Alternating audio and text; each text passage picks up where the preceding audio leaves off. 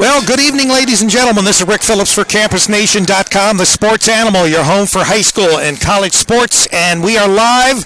We are in Beavercreek, Ohio. We are here for the Springfield Wildcats. They're hosted by the Beavercreek Beavers. Tonight is homecoming for Beavercreek, and as an alumni of Beavercreek, I guess I'm home for this game here.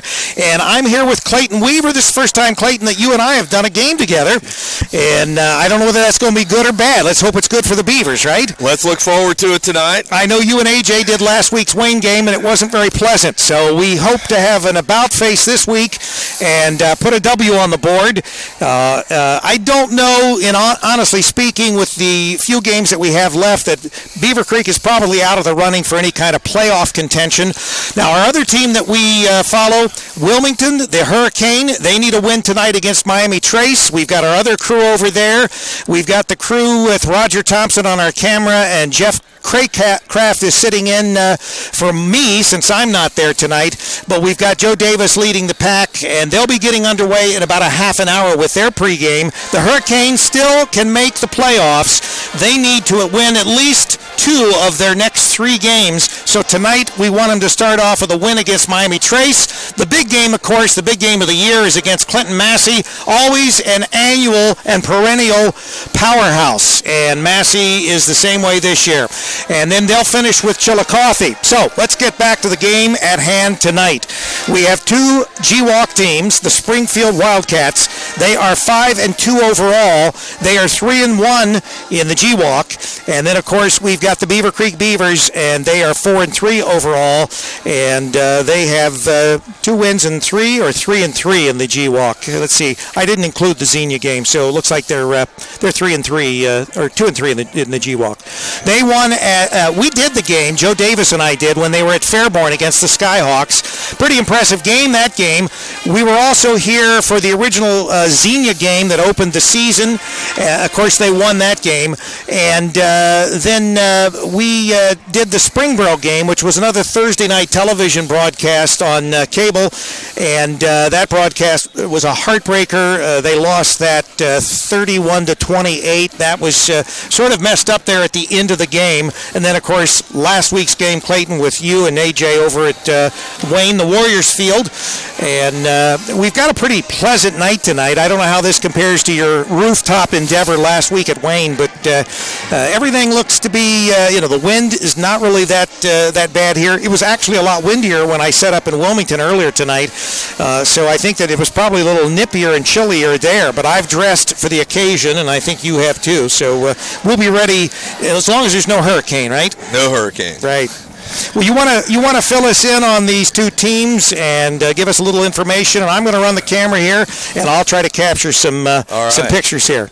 Hey, it's good to be with everybody tonight. It is a beautiful evening for football, for anything. I played some golf today, and I want to tell you what, it doesn't get any better than that. But tonight, we're all about football.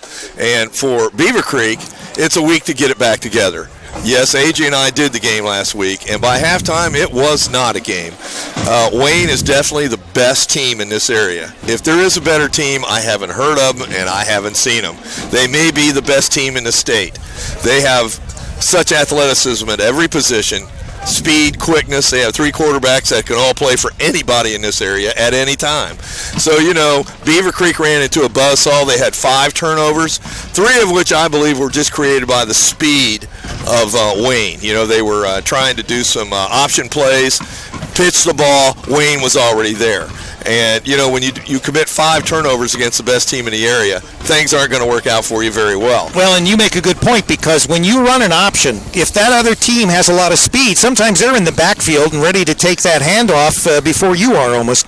Options are very dangerous when you've got that kind of speed working against you defensively. Absolutely, and that's what happened to Beavercreek last week.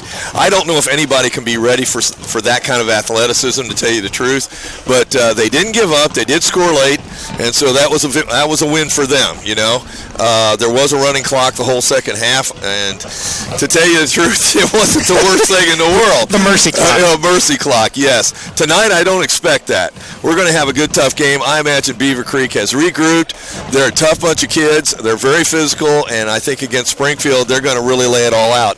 They have 3 games remaining. I'm sure that a 7-3 record would be, much to their advantage. Okay, right. They really want to do that. Who knows who gets beat if they can slip in? You never know. But if you don't win out, then they won't ever know. Right, you can't absolutely lose any more games, that's for sure. No, and then Springfield, they have a very, very exciting team. Maurice Douglas, the third-year coach there, has done a great job of bringing that program around. They are 5-2, and they have a real shot at the playoffs. They have a lot of athleticism, a lot of speed, and they've kind of been up and down this year. They've kind of been a comeback team at times.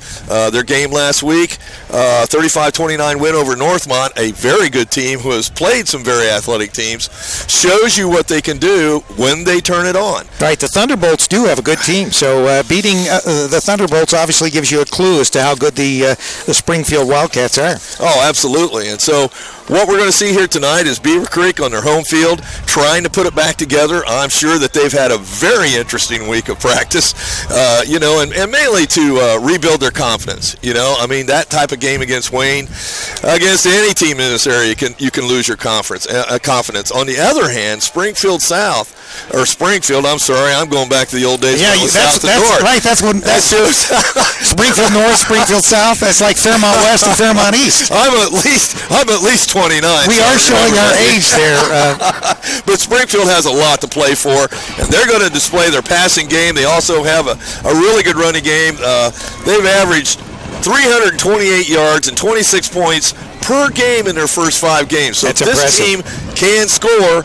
I do believe, though, with a more normal type of game tonight, that Beavercreek can get back in their defense and play with them. Okay? Well, and we've got an extra incentive tonight, which we don't have in most games, other than maybe the last home game of the season, which would be senior night. This is homecoming. Yes. So Beavercreek has the extra incentive of wanting to win, not only in front of the home crowd, in front of the alumni that are here to see that game. A lot of the alumni, they don't get back in here, other than, once a year, and that's for homecoming. If they're out of town, or the only chance they get to see the Beavers is through our broadcasts, our video and our audio, or if they're actually here in person. And so they make the trek maybe once. And I know there are some of my fellow graduates that are here tonight, and they're going to, I think they've got even some Hall of Fame inductees tonight.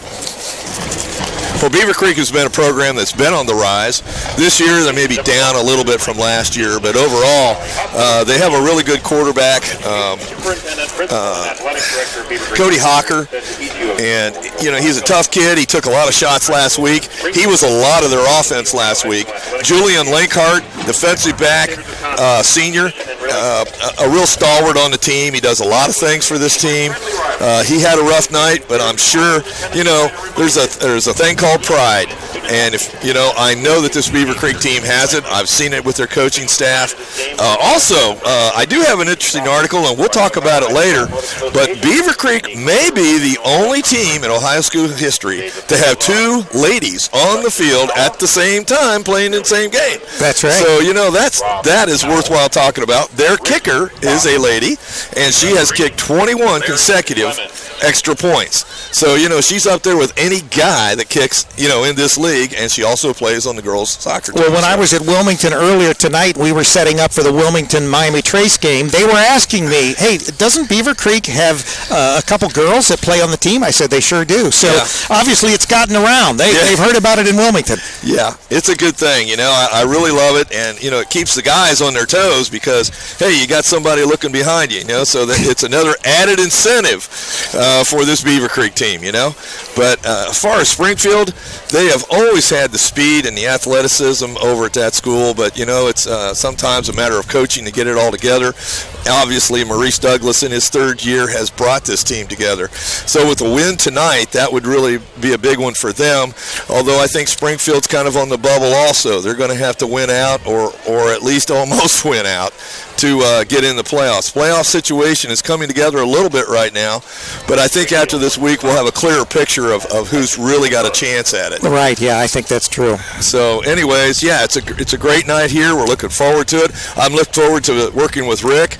And AJ, wherever you're at, I hope you're doing okay. And we'll just give you a word on AJ. AJ works a new job now, and it's a little more demanding than his job was previously, at least from the standpoint of having to work evenings when he normally would be free to be able to do our broadcasts. I know AJ is chomping at the bit, and he misses being able to get here for these broadcasts, and he enjoys, I know, working with you there, Clayton. So all we can say, AJ, is better luck next week. You'll do the Beavercreek game next week, and no, I take that back, because everybody wants to do the big game next week, which is Wilmington and Clinton Massey. Yeah, so you may have to come to Wilmington, and I've not seen Miamisburg's new stadium, which is where Beavercreek will be going next week, I think, to Miamisburg. So I may end up drawing the short end of the stick there, and I'll go out and do Beavercreek Miamisburg, and we'll let you guys, because we're going to have some extra people, we're going to have some remotes on the field, so it's the biggest game every year in Clinton County because of the neighbor type of thing. And Clinton Massey has such a storied football program. McSorley has just built up a huge reputation out there at Clinton Massey, and so that'll be a big game next week. And hopefully both these teams, Beavercreek and Wilmington, will win tonight, and we'll be leaving both fields feeling good about the results of the game tonight. IGF Energy to lock in on a fixed rate in your natural gas and electricity and protect your budget today. All right, we have about 18 minutes before the game, so, we've kind of went over some things that are happening tonight. I hope that you guys are listening up out there, rooting for your favorite team.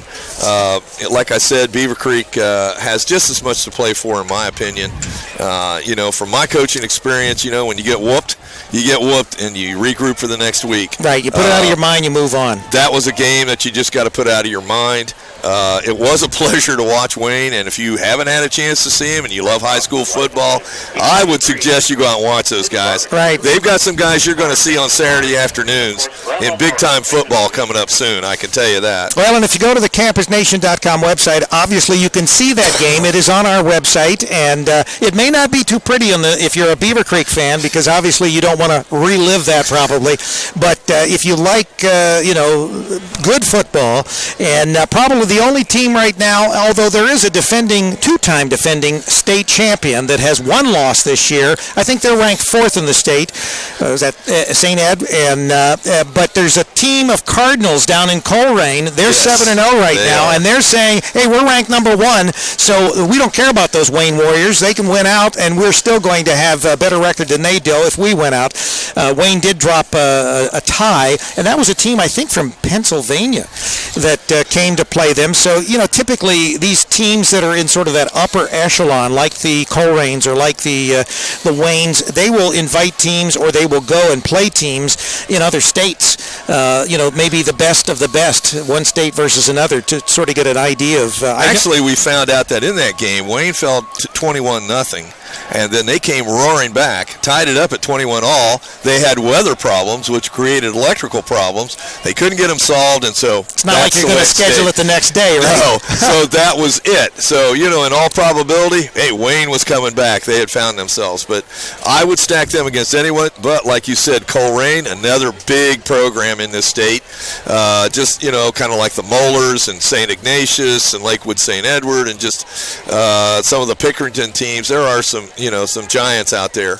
But for tonight, this is what we're going to concentrate on. Right. And we are really hoping that Beavercreek can come out here tonight, shake off the bark, and go after Springfield. Springfield, though, they definitely have a lot to play for, and they have a coach that is really after it. So, we'll see how this works out tonight. Like Rick said, it's homecoming, so it's going to be an active crowd here tonight.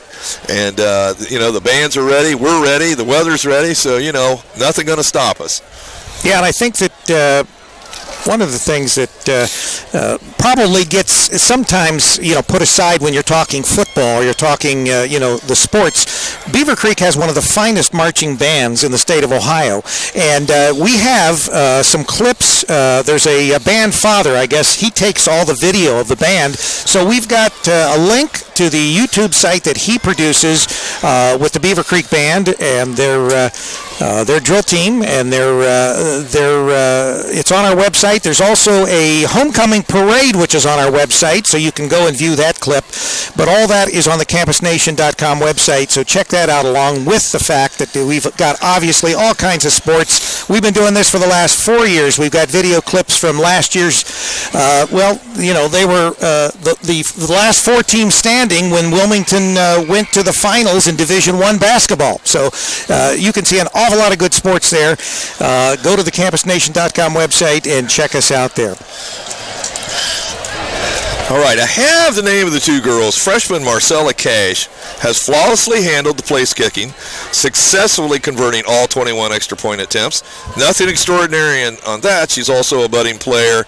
Not that that isn't extraordinary, but she's also a budding player on Beavercreek girls soccer team, which is 11-2, which has earned a number 2 seed in the upcoming Divisional I sectional. I would say that she's a busy young lady.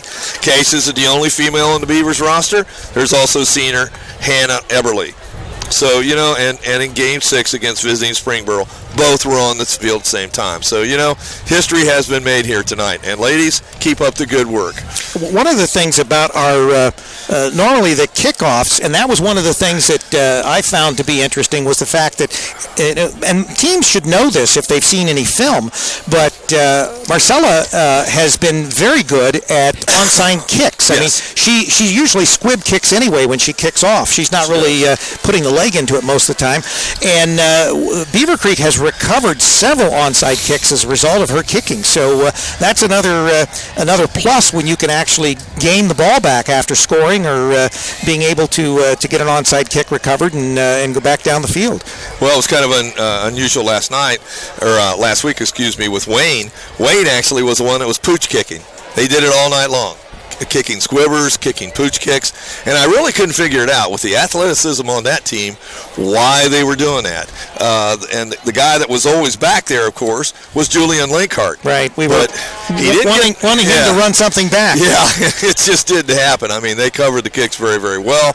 They had good field position several times, including their starting drive. But we knew, AJ and I both said it, and we knew that if they didn't get going their first couple of drives and get something going, that if they didn't keep the Wayne offense off the field, that it was going to be a long night. Right. And I would say that's the same way tonight here. Springfield is more of a quick hitter team, the big play type team, whereas Beavercreek grinds it out. We're going to grind it out. We're going to do some options. We're going to do some short curl out passes, and we're going to go on our strength with our line. So kind of a David and Goliath kind of thing as far as last week. This week, much more David and David. Okay, so and like I said, if they play up on the line, stop the run, force them to pass more, I think that it'll be to Beavercreek's favor. They do not want to let Springfield start running the ball like they can, which is averaging 328 yards a game. Yeah, and you're right, and I think one of the things, and although Beavercreek does pass occasionally, but because they are typically the ground kind of team, once you get a couple touchdowns down, when you're basically a running team versus a passing team, it's very difficult for those quick hitters and to score points like that. It was surprising in that Springboro game, which they just lost by a few points. They were down, and they did manage to come back down a few touchdowns, but that was the only exception that I've seen in the games that I've been a part of the broadcast crew. And one thing I can say, they don't give up on any of these games that I've seen them play. They've played to the very bitter end, and so that's what you want as a coach. You expect as a fan, and as long as they give you 110%, hey, the chips fall, and sometimes you win, sometimes you lose. Hopefully tonight it'll be the case where we've got a W on the board, and we can look forward to next week at Miamisburg. Looks like the bands are getting ready to go. And we're probably going to have some activity on the field here. We'll have the playing of the national anthem coming up. And, like I said, it's a beautiful evening here. Hopefully all the way through the playoffs we'll have this kind of weather. It'd be great. Rick and I are up here where the bald eagles are nesting. Right, and we don't even have a canopy over our head if it started to rain. I can remember 3 years ago being at a final Clinton Massey state championship. They had won back-to-back state championships, but it was snowing, they had to, do the thing where they clear the lines off so that you could actually see where the ball was being placed and the yard markers, because it was snowing so bad that. Hopefully we can, we can keep that away at least until the playoffs. But typically when we start to get towards the end of October, it does get pretty nippy, and it's the wind, I think, more than anything. As long as the wind stays down tonight, we should be okay. At least we've got a chain link fence here, and we can't be blown off the top unless it, blows 60 miles an hour. Well, I did check the building permit on this area. Make sure that it can handle the load. Or I could have worn my wings, but we do get a great view up here, no doubt about it. Oh, it is great, yeah. It was like AJ and I last week were on top of High Camp Stadium down there at Wayne, and we did get a tremendous view. The wind is not quite as bad tonight, and so I think that'll be a little better. It got a little nippy up there. Yeah, Wayne's got a fantastic facility over there, and of course they've built a new high school in the last few years. Yep. And my ex-father-in-law used to actually do their announcing for their games back in the day, and my first wife, ex-wife, she was a Warriorette. In fact, she was captain of the Warriorettes and a gymnast for Wayne. So I've got some connections to Wayne as well. I'm familiar with Wayne's past and present as far as and they've got great sports programs over there. Their basketball program, much like their football program, is absolutely fantastic. And of course, I know that because Wilmington and Wayne have gone at it a few times in the past few years, and they both have excellent basketball teams. Yeah, that's become good rivalry right there. Wilmington last year had a chance to go even farther. They just didn't quite make it. Wayne, you'll see some of the same guys on the basketball team that you're going to see out here running around, or that we saw run around last week. In particular, they had a kid named Christian, 6'5", 230. He's a sophomore, and I got to believe that if there's an offensive coordinator in college that's not licking his chops at that guy, right? You got to be kidding. And I think at first I asked AJ, I said, is that why we're up here at the press box? All the scouts going to watch this guy tonight, And he proved it with 3 straight catches for touchdowns. So, we'll see if we have anybody on the field like that tonight. And here's the band.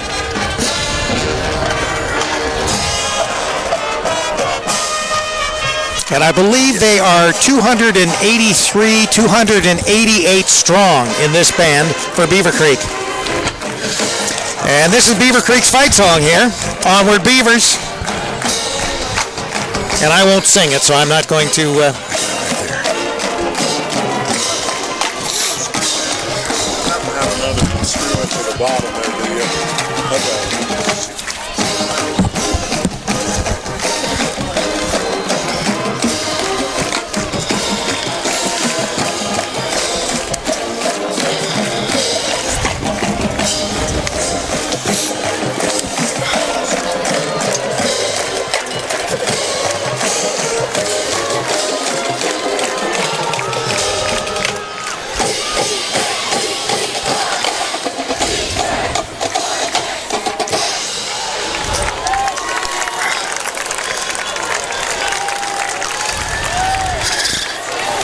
Boy, there's a lot of color on the field tonight. They've got, what is that, fuchsia or is it pink? I guess it's the pink. Has something to do with cancer awareness. Is that fuchsia? We just called it pink in my day. But yeah, I guess it's pink. Fuchsia's probably got a little more green or something in it. Oh, okay. All right. I don't know. That's why I'm not a home decorator, folks. I'll tell you what, there is a good crowd out here. The fans, the stands are about full right now. So, that's great to see that they're supporting their program. There was a good crowd there at Wayne last week. So, I'm impressed by that. Yeah, and Wayne has got an incredible facility, a lot farther up to the press box at Wayne. Yes, and then you got to go up on top of the roof. You guys went up probably 6 stories before you finally got to your destination last week. Roger, I didn't know if Roger, in fact, we looked for him for a while. He was at the pizza table, but, he... one thing I can say about Beavercreek, the eats are great here. Yes, they are. Yeah, good wings. Yes. Yeah, you can't, second to none as far as, there's probably been only one other place that I've ever had food from the press box, and that was at Columbus DeSales. And the only reason that was so great was because the founder of Papa John's. Oh, okay. She... is it Papa John's? Yeah, Papa well, John's. It's the one guy. No, it's not Papa John's. It's Donato's, the founder of Donato's, she went to school there. And so every Donato's pizza you can imagine is there because they actually have a Donato's in the stadium. Oh, my. And they had all kinds of great food there, too. Yeah, and you know what? For any of you listeners out there, if you want to stop by and give Rick and I some ribs or pizza or something that you're having, we are up for that, okay? That would make the broadcast just embellish it so much. So, we are, hey, chocolate chip cookies, I think we can split those up too. So, we announce even better when we have great food. Right, and of course, Marty Bogart's Southern Barbecue. Yes. He's going to be bringing us barbecue for the Chillicothe game, which is the last game of the season. He usually brings us the barbecue for the last game of the season. So we look forward to getting our barbecue because that is really good too. All right, we have about 4 minutes left before the start of the game, so we'll be rolling right along here through the pregame activities. And Beavercreek's going to come out and well, it looks like the Wildcats are going to break the paper out here. Or that's Beavercreek. That's Beavercreek. That's Beavercreek's. Okay, that's a beaver. I was going to say, all right, that's a beaver with the big teeth. They may have to fight Beavercreek if they went out and broke their paper, they right? might have to do that. Yeah. And I don't want to start anything before the game. Our crew at Wilmington will be getting underway with their pregame here in about 3 minutes. So, if you get a chance at our halftime, you may want to go over to the Wilmington channel and just check out what's going on with Miami Trace in Wilmington. That crew with Roger Thompson on the camera, and we've got Joe Davis doing our play-by-play, and Jeff Craycraft, he is doing our color, so want to give them some creds as well there in Wilmington. Wilmington very much in a playoff situation, and we hope that Beavercreek will continue to win, and maybe if we get the right people to lose, Beavercreek may still squeak into the playoffs.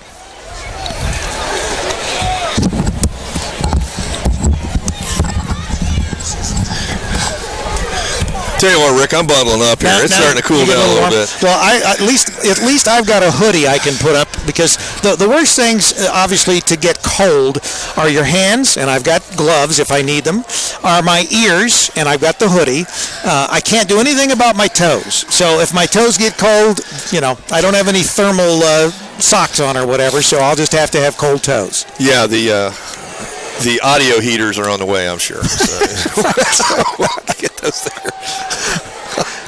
All right, here comes Springfield South. They're walking out of their locker room. Springfield, no South. Springfield. I'm sorry. Hey, folks, I'm telling you, you're going to have to correct me all night. Well, you know what? Even, of course, when I went to school at Beavercreek, we didn't have a north and south as far as in the league. Okay. So, in fact, I think the original Western Ohio League, which is what we were in. Yes. And then the G-Walk. Then the G-Walk, right? Yeah. But Springfield, I did basketball games at the old Springfield South High School gym, and it was beautiful. Had a rotunda. Well, they're still using it. Yeah, I assume they are. Right. Springfield North was a building that needed repair, and so when they combined the two schools, not only should it improve their athletic prowess, but it also improved their facilities. Here comes Beavercreek breaking through the paper.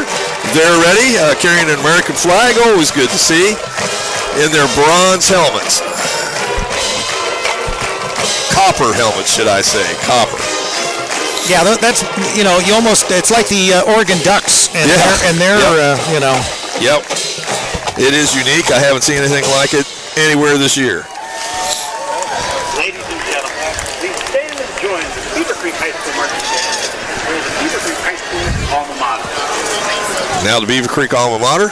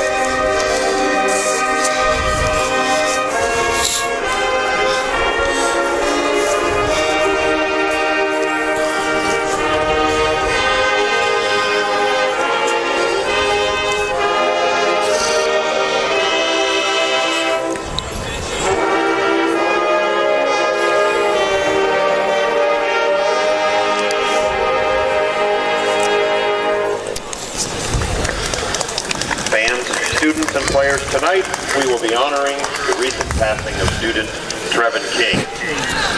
In honor of Trevin, please join us in a moment of silence.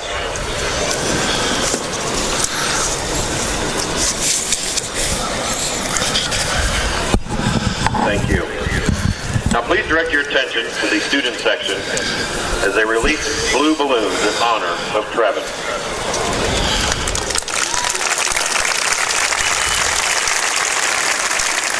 Pre-game activities, leaving students are releasing balloons in honor of a young man that passed away here at Beavercreek. And now our national anthem. And now the national anthem, ladies and gentlemen.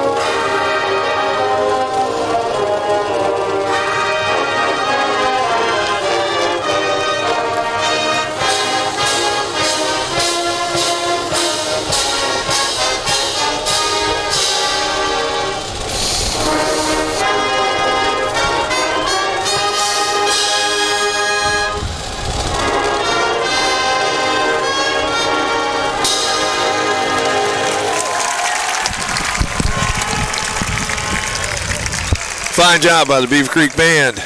We are ready for some football. Yes, we are. I'm going to say this once, and I'm only going to say it once. Everybody was standing at attention for both teams, and I appreciated that. Thank you, gentlemen, and thank you for the patriotism.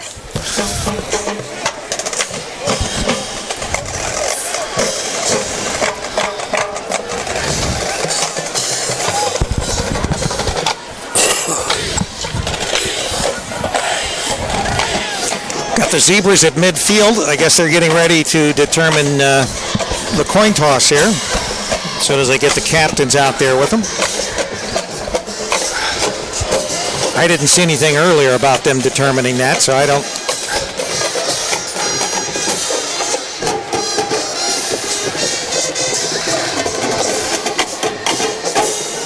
All right, ladies and gentlemen, get your popcorn, whatever you're going to eat. Get in a comfortable chair, and let's have a good night of football here.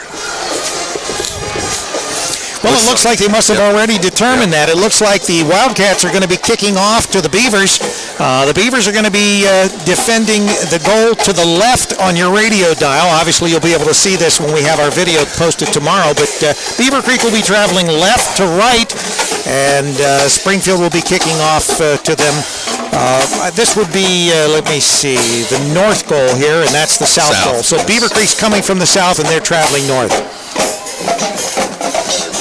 Number 11, Leonard Taylor, 6'6", 240 pounds, is going to kick the ball off. We have Linkhart back and also Justin Terrell to receive the kick. It's a squib kick and fell on by Beavercreek player number 12, Jake Maloney, at looks like about the 41-yard line. That's where Beavercreek will set up their offense, 1st and 10.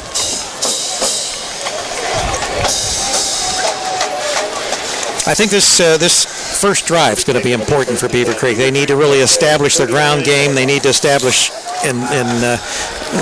what they're going to do tonight, and especially after last week's game. Yeah, it definitely is, and they need to keep hold of football, and I'm sure that's been emphasized this week. Here we go.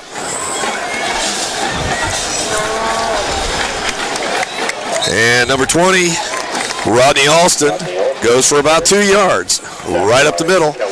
I'll tell you, Springfield South has a formidable line, at least as far as size. They are really good size.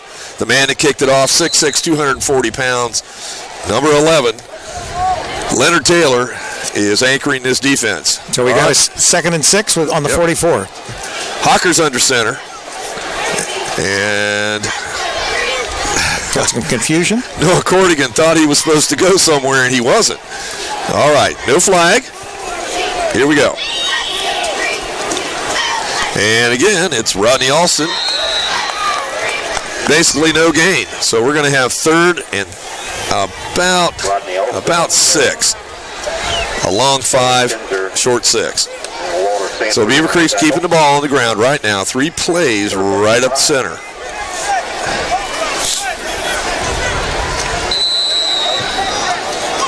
Seems to be a little confusion on the Beavercreek part. Maybe they've thrown a few new wrinkles in this week. Don't know. Springfield's playing, it looks like 8 guys right up on the line, so they're ready for him. Hocker hands it off. Nope. Dishes it off. We've got a sweep here. Flag. Could be a hold. Trying to make some room for him to get around the corner there. Noah Corrigan was the one who ran the ball. Good pitch. Guards were out pulling well. We'll see what the flag is. Did you have any indication, Rick? It's in the area of holding. Yeah, we got a Beavercreek Beaver down on the field. Don't know the number.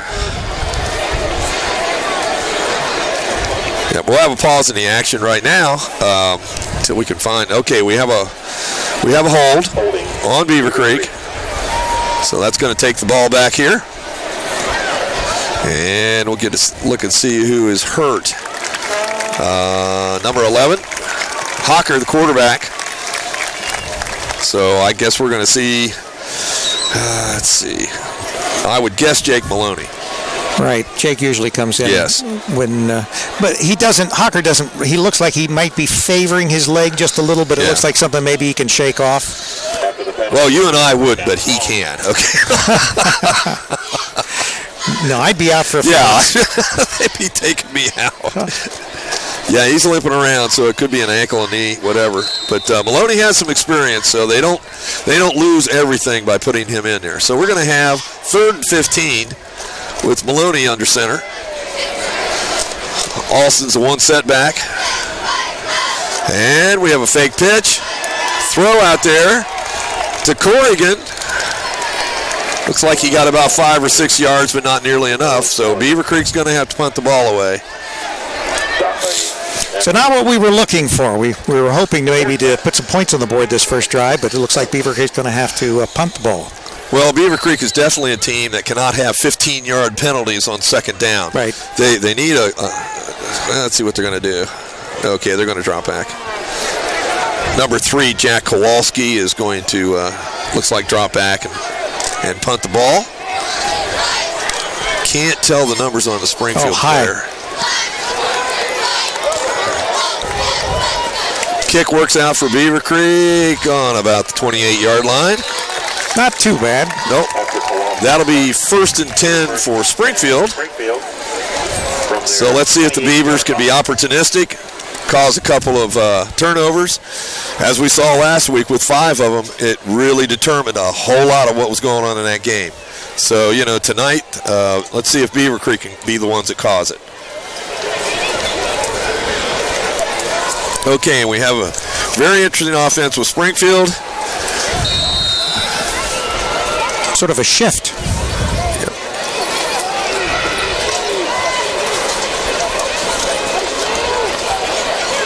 And a sweep around the end. Looks like he stepped out of bounds. That was Shane Ramey, who is a whole lot of the offense on this team. He's been averaging 150 yards per game. They rely on him for a whole lot of stuff. He is also an outside linebacker on defense, so he goes both ways. Bubba is big. He is big. And number 11, guess who's out there? Leonard Taylor as the quarterback. So, you got a 6'6", 230-pound quarterback back there.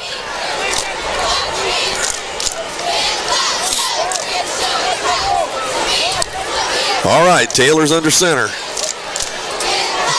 They're in the eye. 2 backs behind him. Ramey's got the ball again. Right up the gut. Little or no gain.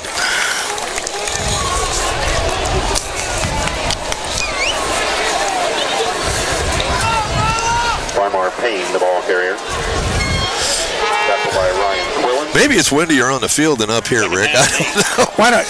We've got a little bit of a breeze up here, but like I said earlier, when I was in Wilmington setting up for tonight's game there, it was a lot windier in Wilmington, so Yeah. I was afraid that we were going to end up in the same situation here and being up on the roof here because they're in the press box. All right, the Beavers have 8 guys up on the line. Daniel Davis takes the handoff. Not much. Not much. Tackled by Noah Elam. So we've got about a third and seven, yes. So both teams are staying on the ground right now. Nobody wants to cough it up. Yeah, hopefully the Beavers can stand strong here and stop this drive right here in its tracks. All right, we have Taylor in the shotgun, 2 backs with him, so I'm guessing we have 2 wideouts on the right-hand side. Looks to me like we're going to be passing the ball. Nope, we got a handoff to Ramey. He's going around the end. Nothing there. The Beavers covered up real Good well. stand. Real well. We're going to have a 4th down and a punt coming up. So both teams may be feeling each other out. You know, they wanted to see if there was going to be the ability just to run the ball, and in both drives they were stalled, so maybe. Well, Beavercreek, of course, had the 15-yard penalty, which didn't help them at all. Beavercreek's offense is, not that type of offense that can gain 15, 20 yards back on the big play all the time. So let's see. We have a punt situation.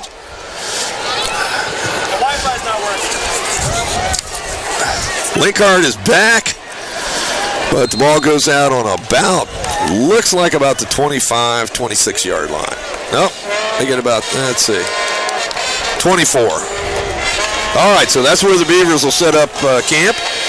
After the Springfield punt, it'll be first and 10 Beavercreek.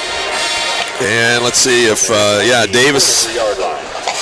or Maloney. It looks like Maloney's going to go back out, so Cody Hocker apparently hasn't recovered from whatever happened with him. And of course, you're listening to CampusNation.com, the sports animal, your home for high school and college sports. Rick Phillips with Clayton Weaver, Beavercreek football. Here we go. Handoff, nothing going. Loss. Springfield was all over it. Noah Corrigan, the ball carrier. Corrigan carried the ball, no gain. Probably, let's see, about a yard loss. Taylor in on the tackle. I'll tell you, Taylor is all over the place. He is a big man. And he is a junior, so at 6'6", 240. Probably going to grow a little. He might grow a little bit, Rick. Well, somebody's feeding that young man. Yeah, I wouldn't want to be. No, I don't want it to be me. Bless his parents. All right, under center, here we go. Nice hole for Rodney Austin. Austin. Stopped by Deshaun Bradley. Gain of about 6 yards. Nice game. Nice gain. Nice off-tackle play. And I think that's where the future for the Beavers is.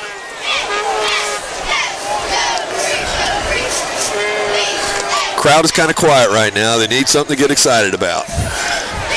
Here we go. Let's electrify. That's electrifying. Maloney is under center. Goes back to pass. Being chased. Out of bounds. All right. Jake Maloney on the carry. No gain there. Ran out of bounds by Brennan Pass. I'll tell you, it's really hard to see the Springfield numbers. They are yellow on a white surface. Right, yeah, and then no outline around them unless it's white, and that's not going to do us any good. So if you hear a space between when we're telling you, we're just trying to figure out who it is. We're trying to figure out who it is.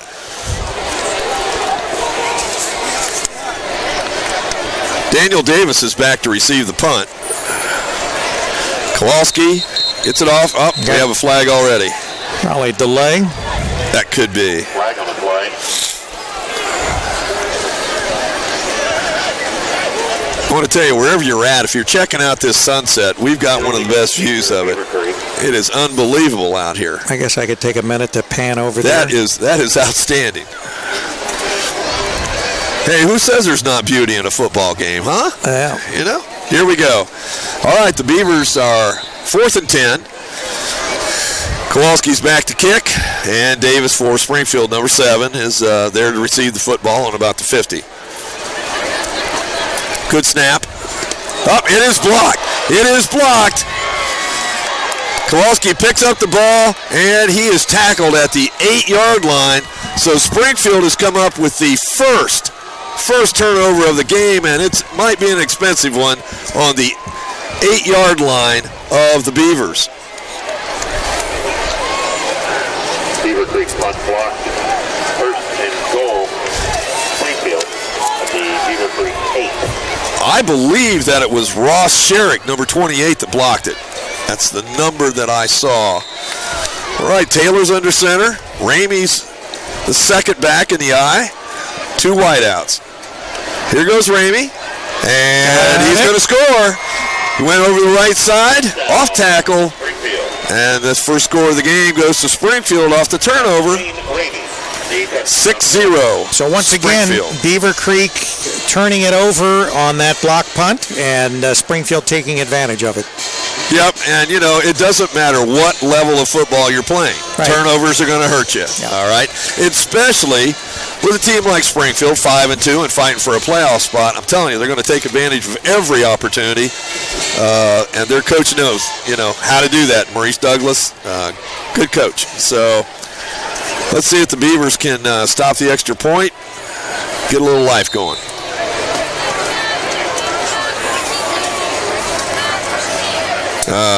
We're going to go for 2. Interesting. Yeah. I don't know what their kicking situation is overall, but apparently they feel confident to go for 2. They're in the shotgun.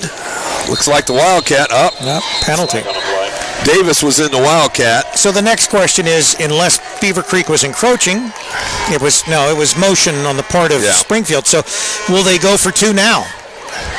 Well, we're going to find out if they got a kicker. I think that's... I guess that's a good point there, Clay. I'm going to use my powers of superior deduction. That's right, yeah. And try to figure this out. Well, it was interesting because last week's game with Wilmington, the Washington Blue Lions, they kept running for 2 points. Yeah. And, some teams just don't have someone that can make those extra points. All right, Taylor is in the slot. We got Ramey, and Davis is in the Wildcat to take the snap. Davis has the snap, number 7, and he's down at the 2-yard line, not going to get it. So good defense by the Beavers. And that is an unusual formation for a extra point, a Wildcat formation. But, true to their name, they went for it. So right. I'm guessing that they don't have a lot of confidence in their kicking game. Well, and if that be the case, then obviously that could be the difference in a game that would be close. Yes. If you can't put the 2 points on the board to put yourself up, if you're not kicking that extra point, then you might lose one of those 2-point games or 1-point games. Oh, absolutely. Hospital part of Premier Health, proud to be the official healthcare partner for Beavercreek High School, dedicated to healthier communities and a healthier you. We're proud to make a difference in the neighborhoods we serve. The official sports medicine. All right, the guy that does it all, Leonard Taylor, is going to kick off. He may be the largest kicker I've seen in the GWAC. Okay, I mean this guy is a mountain of a guy. Springfield draws first blood with a touchdown off of a turnover. And here's the kickoff. It's a pooch kick. And Linkhart's got it. And he's at the 30. And he's broken through. He's at the 40, 50, 40. Here we go. Taking it all away. Here we go. And we have a touchdown. Julian Linkhart. Nice gap. Opened up about the 30-yard line. He took it all the way. It looks like 70 yards. And it's interesting because I was talking earlier with someone from Beavercreek, and that's exactly what they were hoping they'd see. Julian would bring one back and electrify the crowd, which he has done. Last week, Linkhart just really couldn't get started against Wayne, but that is an electrifying fun. Guess what? The crowd's awake. We do have a crowd here. We do have a crowd. All right, we're going to have a regular try at an extra point here. And this is Marcella, right? Yes. So? Yep, let's see if she can make it 22 out of 22. Right. For the extra point attempt.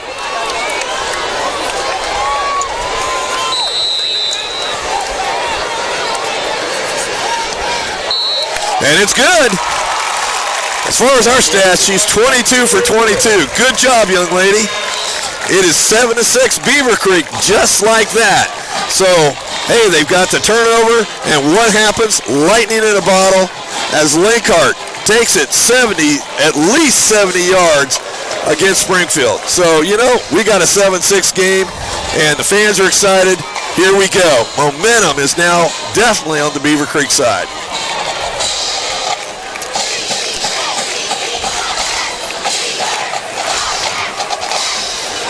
I don't know, Rick, do you draw that one up? Just say, hey, guys, this is what we need, and let's just go do it? That's right. Is that how that works? Yep. They did it exactly the way I told them to execute it. Didn't want to tell you guys, out there listening, but Rick has a phone down to the bench, okay? That's right. That's how it works. Uncle Rick. So just like that, Beavercreek has the lead 7-6. We're getting ready for the kickoff here to the Wildcats, and let's get some defense going this time. Marcella Cash, kickoff for Beavercreek.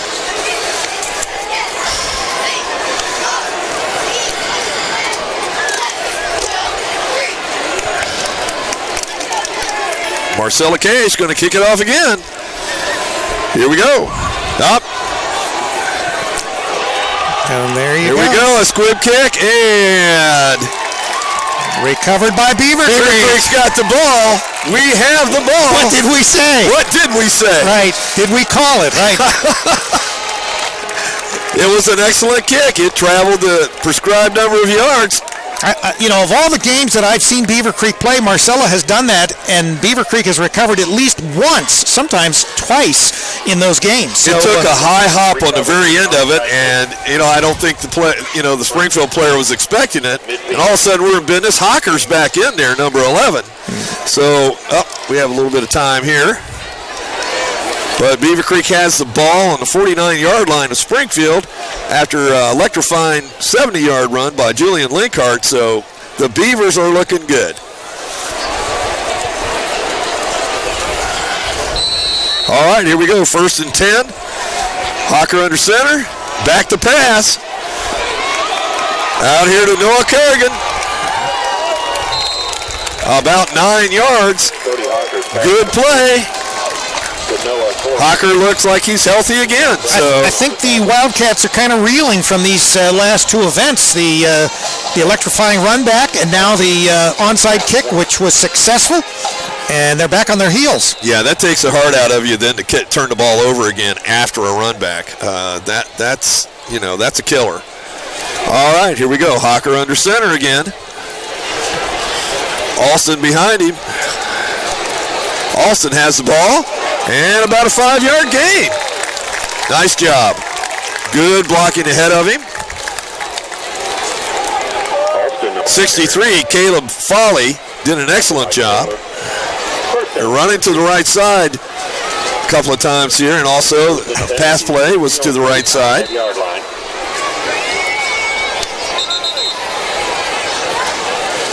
Got an official timeout? Yes, we have timeout on the field. So we have 1st and 10 for the Beavers and a momentary pause in play. Coming over to the sidelines to talk.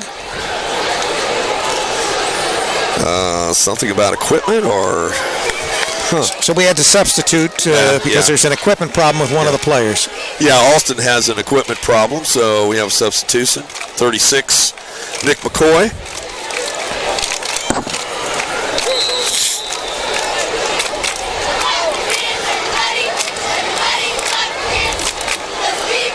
All right, ball's on the 35-yard line of Springfield. The Beavers are driving. Hawker keeps the ball. Finds some tough going on the right side. He might have got a yard or two. It's going to be 2nd down and about 8 yards. Want to keep this drive going. I think your arm's going to be tired by the end of the evening.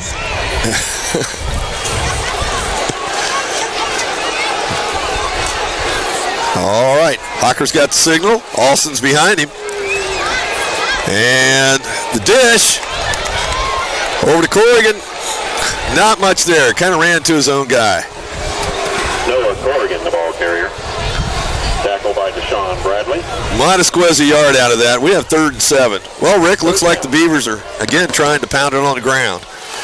And everything I've seen them do all year, they very rarely pass. They do that if it's a necessity, but they like to run their option. They like to keep it on the ground. They like to sort of pound the other team into submission, and sometimes it works. If you're a Wayne, sometimes it doesn't, right?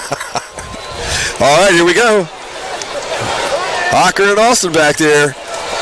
Hocker flips it over to Justin Terrell. Nice cut there. He might have a first down. He's awful close. Very close. And we have a Springfield player down. Yes, Springfield player down. Got a good block out there. Timeout on the field. Let's see. We're going to have 4th and about 1. And we've got a timeout right now, an official timeout for a player being hurt from Springfield. I cannot see the name yet. I don't see his number either. Of course, as we said, it's kind of hard to read the numbers anyway. That looks like Ramey, number 8. Who is also their outstanding halfback. He plays outside linebacker, so he's kind of woozy taking him off the field. All right, ball is at 26-yard line. It's 4th and 1, and I got to believe the Beavers are going for it. Big play early in the game. We have 3:52 left in the first quarter, 7-6, Beavercreek. We just had an electrifying 70-yard run by Julian Linkhart. And then we had a fumble recovery on the 49 for the Beavers. Here we go. Hocker under center. Austin has the ball, and I believe he's got a first down. Right up the middle. Good blocking. Head blocking by the Beavers.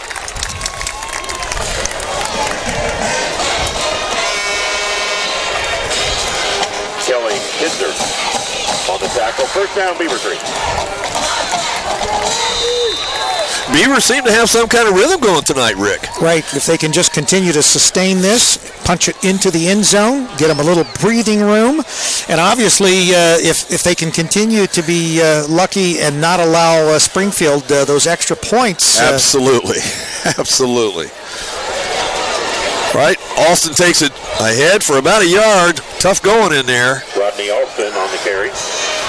75, Isaiah Gibson, 6'4". 6'4" tackle took him down. All right, we've got 2nd and 10.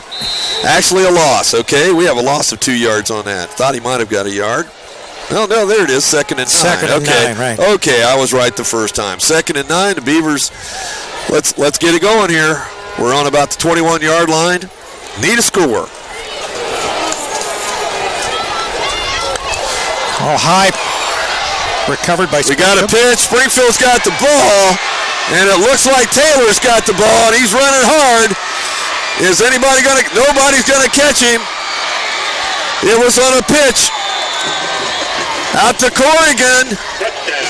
Mishandled it. Went to the ground. Taylor finally picked it up for Springfield South and runs it about 65 yards for a score. So we got a lot of stuff going on here tonight, folks. I tell you, it looked like Beavercreek was going to take it in for at least a field goal or a score. But the bad pitch, which they had a number of them last week against Wayne, and this time it cost them a touchdown right now. 12-7, Springfield up, and we're assuming that they're going to go for 2 points again. Bad break for the Beavers, but they have to be careful with the football. I don't know if there's a problem with the blocking on that side when they run that option or what, but last week it seemed like there was always a Wayne player standing there, and Springfield guy was standing right there. Well, the pitch was high. It was high. It was difficult to handle, and that resulted in the it was just a matter of who picked the ball up. Okay, Ramey's back in there. He'd been hurt for for Springfield, excuse me. Number 7, Davis throws the ball. We have a 2-pointer and a flag. Oh, that looks like it's on Springfield. Looks like Leonard Taylor caught that ball. He looked like he was at like 6'5" or 6'6". He was tall. He is 6'6", yes. All right, well, there you go. He is really tall. Like a tree going to the end zone there. He's a big guy. All right, the penalty is on Springfield. I didn't catch. Well, let's see. They're going to give us a signal here. Ball's going to be back on about the 17, 18-yard line. And they will have the 2-point try from there. I didn't catch this. Will be interesting. Did you catch what the penalty was? No, I don't know. Rick? That was obviously, a 10-yard penalty? Yeah, it was 10 yards, so that could have been some kind of probably it was more than that. It was probably a 15-yard penalty. Well, then it was probably a hold or a personal foul. Here we go. Taylor drops back. He's in there to pass. Oh, great nice. pass. Oh, my. Fires a shot for the 2-point and a penalty. I'm guessing for some kind of celebration or something that was said. Yeah, of course that'll be assessed on the kickoff. That's Correct. not going to take the 2 points off the board that they just No, scored. that was a beautiful pass from Taylor. I did not get the number of the receiver for, it was about, 20-yard pass right on the nose. Looked like he was just running a slant route. Yep. It was Here to we the go. post. Unsportsmanlike conduct. So we had a little celebration, maybe some language down there, and it's going to cost them on the kickoff. But we have a score of 14-7. Springfield. So really a switch of 14 points because Beavercreek looked like they were headed in to maybe score another 7, and obviously went the other direction because of the bad pitch. Beavercreek has shot themselves in the foot, so to speak, twice now. So Springfield has been there to take advantage of it. What's interesting, we have 2 turnovers in this game by Beavercreek, which have been turned into almost instant scores. Right. And then we have Beavercreek with the special teams run back and, an instant score there. So we haven't had what you call grind out drives. Yeah, yes. There's been no conventional scoring by the offense. No. All right, so they're marking off the penalty against Springfield where they're going to kick the ball. And Taylor's going to kick off from the 25. Yep, so Beavercreek should get. Lakehart's going to get. Let's see if they kick it to him. I can't believe they're going to pooch the ball down here, but we'll see. No, I can't imagine that they would do that. I think so. You'd have to be awfully confident of some That's things. right. All right, Taylor's ready to kick the ball. Here we go. And it's a pooch. All right. And that was the up guy. That was Jake Maloney, backup quarterback, caught it. Just behind the 50, got it up to about the 45-yard line. No, at least you know he has good hands. Yeah, he has great hands. So the Beavers, have a great opportunity. They just gave up a score on a turnover, but here they are back at the 45-yard line of Springfield. So this thing could turn around quick again, Rick. Well, and the important thing is when you're given opportunities like this, you got to take advantage of them. So the Beavers need to put a drive together, punch it into the end zone, tie this game up. Hocker under center, gives it to Alston. He is met at the line. Nothing. The teeth of that Springfield defense was there to meet him. On the carry. Sanford in on the tackle.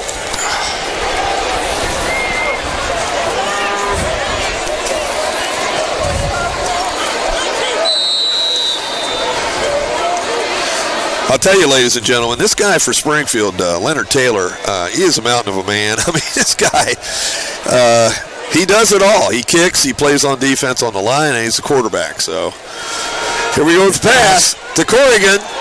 He's outside. He's at the 40. Good gain down to about the 32-yard line. Nice pass from Hocker. Good fake. To Noah Corrigan, tackled by. Like Rick said, they don't pass often, but when they do, right, well executed. Folks, check your program on the. Ball's on the 32. We have a minute 29 left in the first quarter. We've had some fireworks already. 14-7 Springfield. Bring your program to the press box.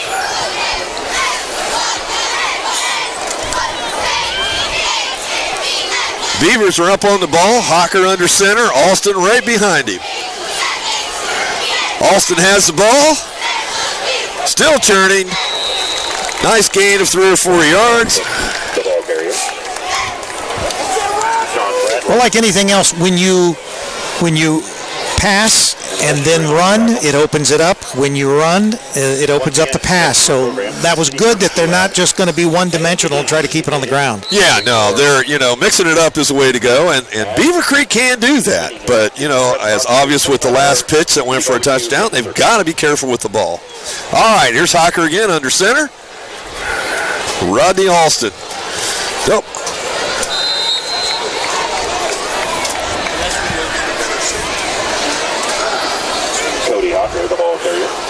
Hocker gets a short gain. We're going to have third down and about 5 yards for the Beavers. There are 16 seconds left in the quarter. We may not get another playoff here. Looks like Beavercreek is content. Well, they may try one more play. They're up to the line. Hocker brings them up. And they get the playoff. Alston's got the ball. He's got a little daylight there. There he goes, fighting hard. Nice run and a first down at the end of the quarter. Beavers, let's see, where are they at, Rick? Down on about the... Looks like 18. Yeah. That'll be the end of the first quarter. Springfield's got a player that's limping again. Is that the same guy, number 8? Yeah, Ramey. So he is still having problems. That's the problem. Hey, folks, we have a barn burner going on here. I'll tell you what, we're trading shots. It's 14-7 Springfield at the end of the first quarter. You're on campusnation.com. I'm here with my buddy Rick, and we're having a good time. Stay with us. I think there more excitement's on the way. The Beavers have the ball on the 18-yard line. So, hey, Rick, looks like we could have another score pretty quick. They're knocking at the door, so to speak. And, of course, it's homecoming. It is homecoming. And I smell wings. So there you go. It doesn't get much better than this.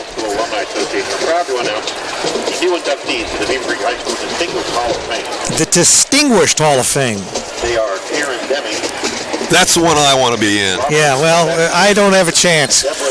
I did letter and track, but they probably don't even know I'm here. Well, I think I'm in the Weaver Hall of Fame. It's very short, very compact Hall of Fame. The athletic director over at Wilmington, Troy Deals, I told him that we need a Broadcasters Hall of Fame. There you go. So maybe we'll make it into that Hall of Fame. I'm working on it.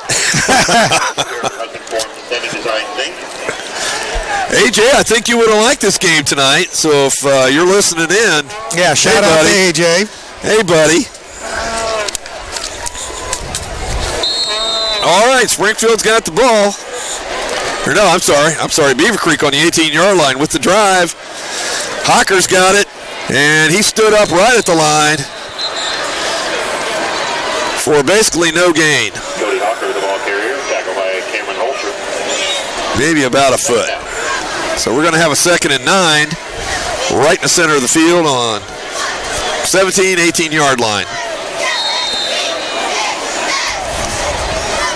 Beavers really need to punch this in, tie this game up. Great opportunity for them with the great field position. Hocker's under center, Alston behind him, Corrigan in motion. Alston has the ball, and he is carrying people with him, I'll tell you. He is running hard tonight, Rodney Alston. 6'1", 215-pound senior, and he is working. All right, we have a 3rd and 3 on about the 12-yard line of Springfield. The Beavers working it, trying to tie this thing up. Here we go. Hocker hands off to Alston, and he's grinding away. I don't know if he made it. He might be close. Beavers trying to run some power football here. And Alston is the workhorse. 1st and 10. No, 4th and 1. 4th and 1. All right. All right, we've got a 4th and 1. So the Beavers, it is 4-down territory, that's for sure. Yep. I think you have to do this early in the game. You have to do it. All right. Same setup. Hocker under center. Alston's got the ball, and he's got a first down. He's all the way to the 5-yard line. Nice interior blocking by the Beavers. First down. 6-yard line. He made it to they mark him at the 6. So it's 1st and goal. 10 minutes left here in the second quarter. Beavers got it going. They got 6 yards to go to tie this thing up.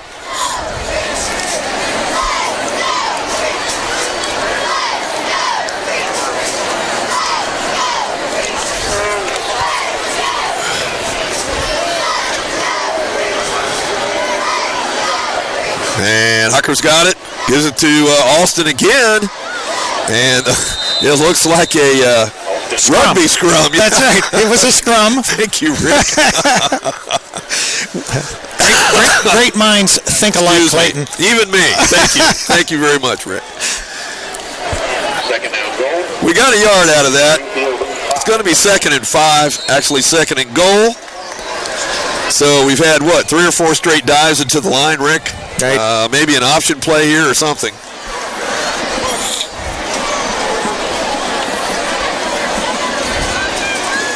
Play clock down to 10. And we're going to get it off here. Alston has the ball again, and he is fighting. He's down to about the 3. Alston on the carry. Holscher in on the tackle. Rodney Alston has done a lot of work tonight already.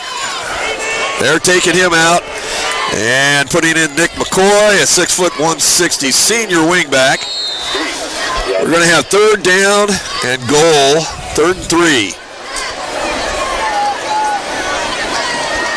So Alston's going to get a breather. He has done the majority of the work on the ground for the Beavers tonight.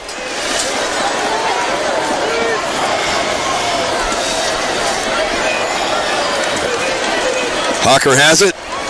He's rolling the pass. And touchdown to Corrigan on the right side. A beauty. Just beyond the reach of the defender. Just beyond. It was a nice pass. Nice touch pass. And we have a 14-13 ball game. Good call. Corrigan has been open all night, it seems like. He's caught 3 or 4 balls already. And Hocker put it right on the money. Let's see if Marcella can tie this up for us. Marcella's going for number 24 in a row, I believe. Marcella Cash for the extra point attempt.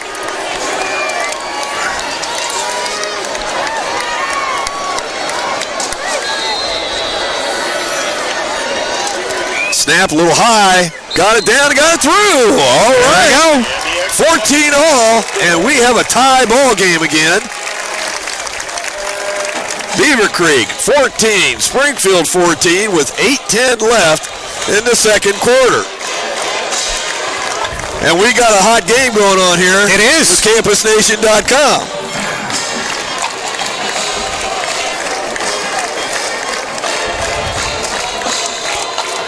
So I'm sure the Beavers are wanting to be opportunistic here with a good run back. Get some good field position and start it all over again with a good drive.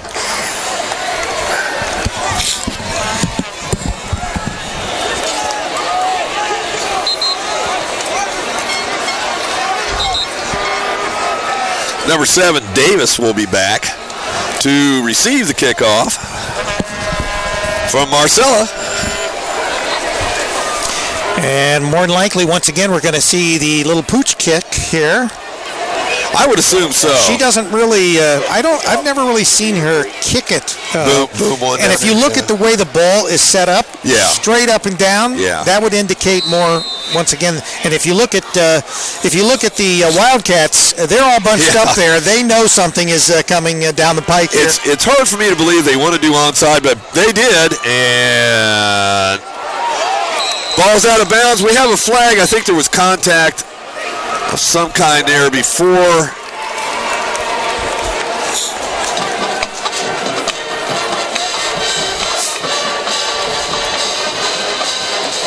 Or are they just throwing the flag saying it didn't go 10 yards? I don't know. That may be. It may have been touched by a Beavercreek Beaver before the 10 yards. Yeah, that's what I'm thinking.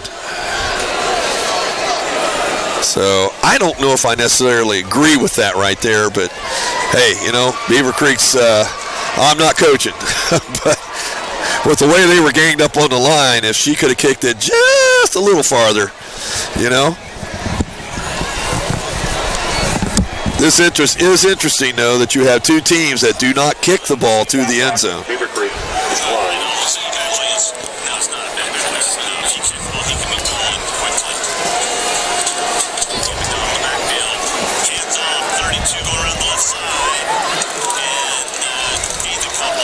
All right, officials are sorting this thing out. Here comes Springfield out on the field.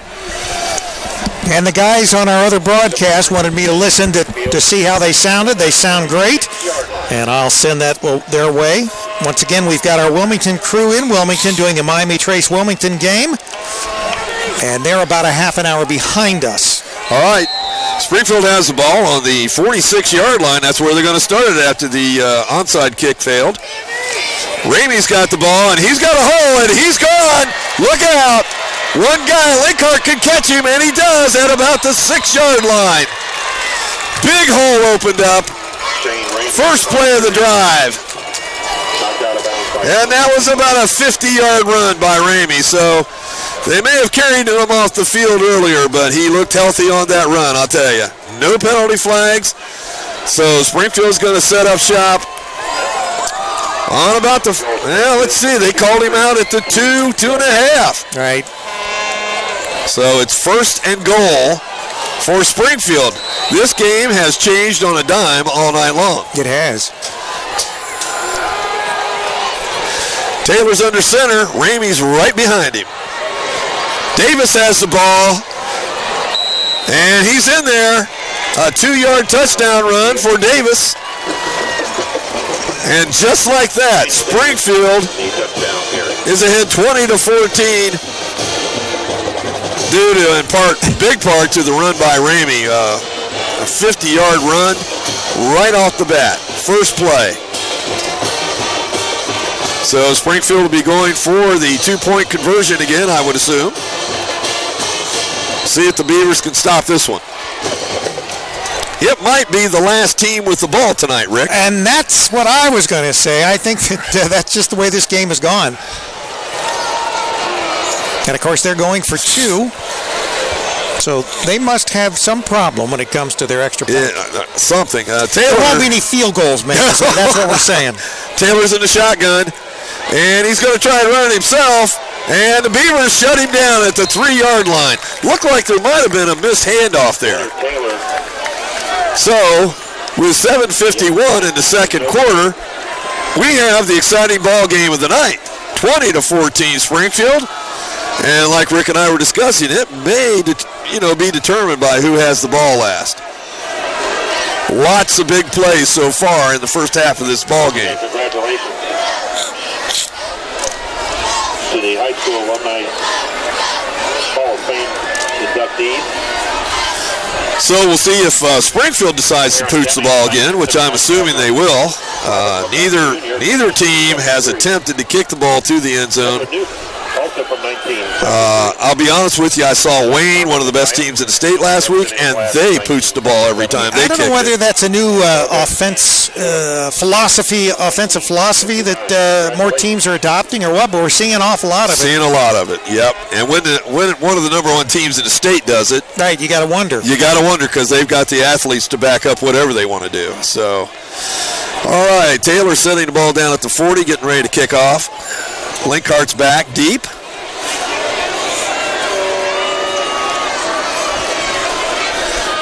So this crowd has had plenty to cheer about and plenty to wonder about. And let's just see what the Beavers can do here if they can keep this thing going.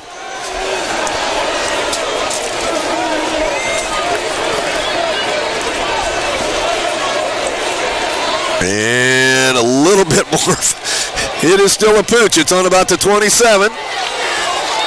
And Deshaun, let's see, who's got the ball? Number 5. Justin Terrell runs it back to about the 34-yard line. 35. And right now, our score in Wilmington. Wilmington, the Hurricane lead the Miami Trace Panthers 7-0 in the first quarter. I saw Wilmington earlier in the year against Vandalia, and you wouldn't guess that that's a team that's went on a roll. But they have. Well, and Vandalia was the only team that they lost to. Of course, it was a G-Walk team. Yes. They beat the Green Wave of Greenville. Yes. Greenville, so, they're 1-1 against the G-Walk, I guess you could say. Hocker hands it off to Austin. Oh, he's breaking through. He's to the 42-yard line. He was about one hand away from really breaking that one. Rodney Alston tonight looks like a running back that wants to wear Springfield down. And that all-tackle play has worked every time they've ran it. So we've got 2nd and 4 from the 40-yard line.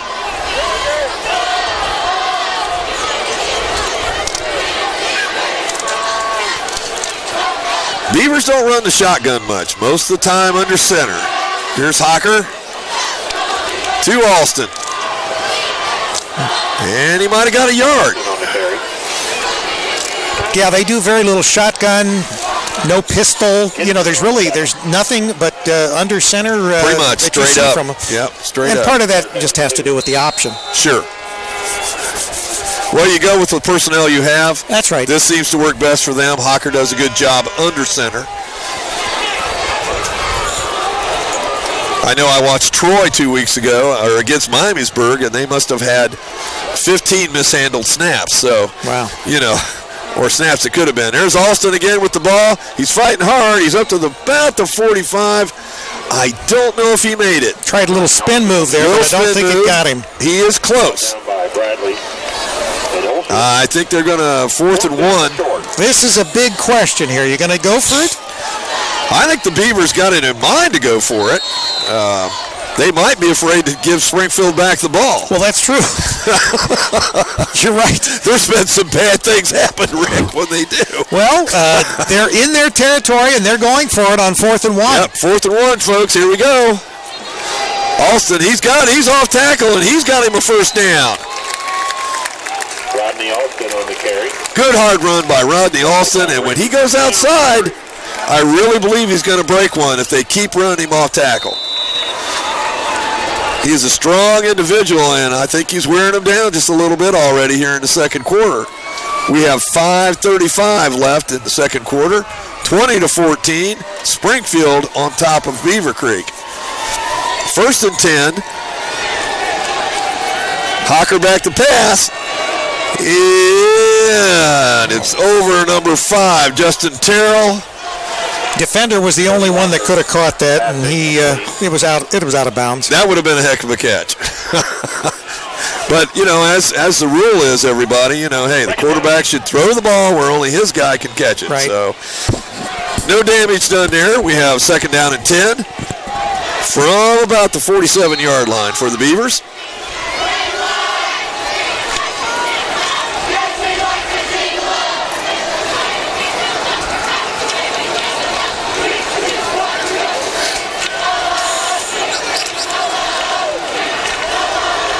I'm guessing we're going to see Alston or some kind of rollout. And it is Alston. He's trying to go off tackle. Breaks one tackle and gets maybe a yard. Rodney Alston on the carry. Tackle by Holscher. It's going to bring up a 3rd and about 8 for the Beavers at the 48-yard line, it looks like. 48-49. 5 minutes left here in the second quarter. Beavers could really use to gain a first down here and keep this drive going. Alston's got the ball. Nope, it's a pitch over here to Terrell, and he's got some room. He's at the 30, down to the 25 and the 24. Nice. A bit of magic there by Hocker. Very good dive, fake dive to Alston. Pitched it out to Terrell, a very good pitch where he can handle it. Had a couple of downfield blocks. Big gain, big gain. 25, a little over 25-yard gain. We have 1st and 10 on the 25 of Springfield, and the Beavers are moving.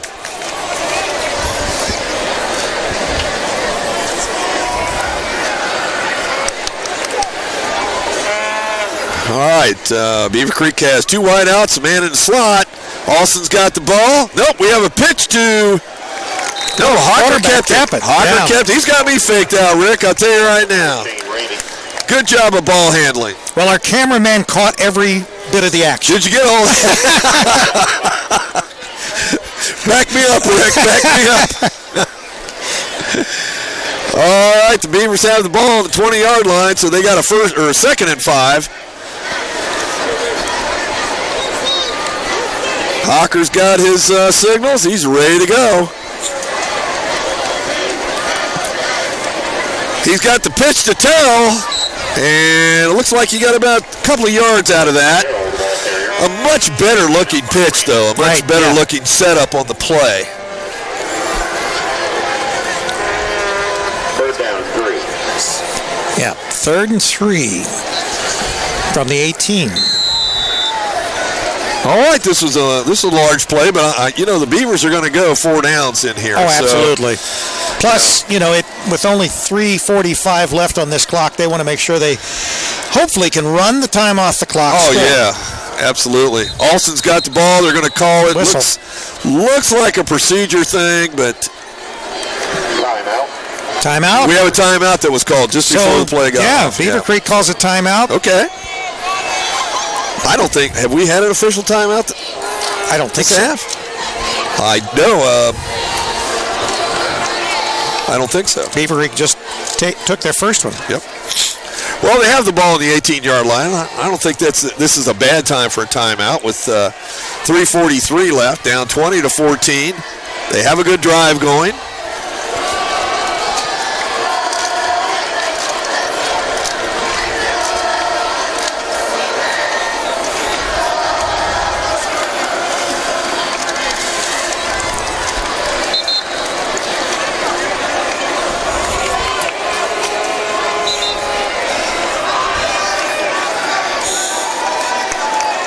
I think we might stick around for the band show. It looks like it's going to be a good one as they do their homecoming festivities. Right. Along with halftime festivities here at Beavercreek. All right, we're back to play. 3rd and 3. Hawker's ready to call them out.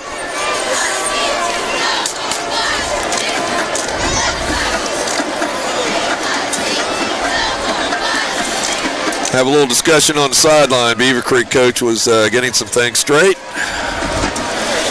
Looks like they're signaling something to the press box or up to the... Yeah, it looked like something was wasn't us. No, it wasn't us. I don't think he was giving us the 2 sign. No. Well, they're notifying both benches of what's going on. Yeah, something's going on.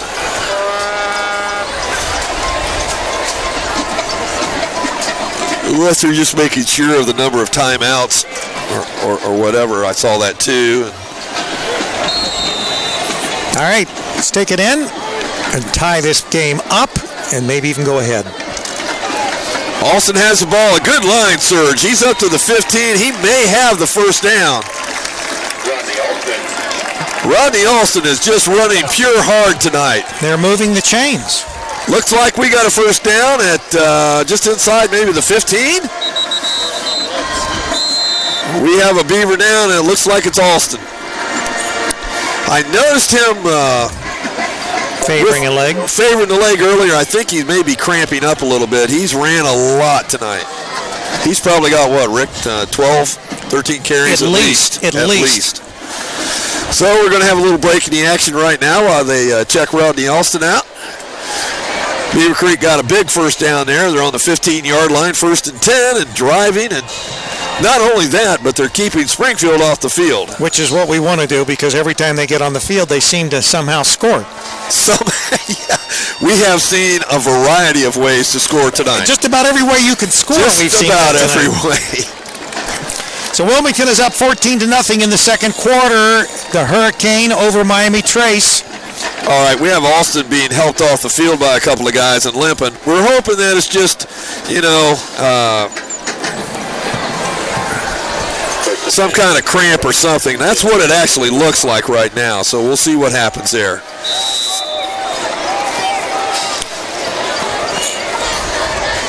All right, Beavercreek with the ball.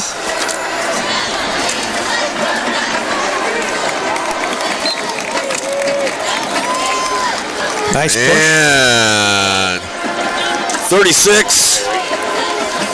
Steve Leanis, 5'9", 260 junior, ran the ball there.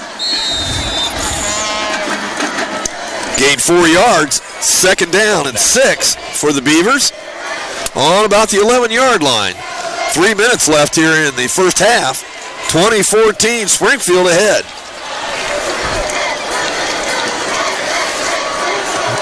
And I'll tell you what, this guy's scoring. Steve Lewis. He replaced Rodney Austin, and I'll tell you what, they didn't lose anything there. This guy was ready to play. He's a big fella, and I'll tell you what, he rolled right in there. So we have a tie ball game, 20-20 now. Let's see if Marcella can put us ahead. Wow. 2 plays, we're there. Rodney, get better, but we got a guy that wants to run too. Another guy. Yeah.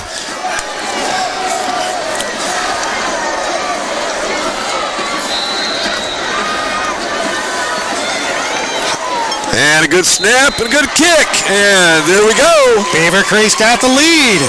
21-20. Beavercreek ahead in this. We got a wild one here at Beavercreek tonight. 2 minutes and 52 seconds left in this half. And I'm not going to say that the scoring's over, Rick. I would say that's probably, if you were a betting man, that would be a good bet. Wow. And of course, Grandma Bar, delicious cookies.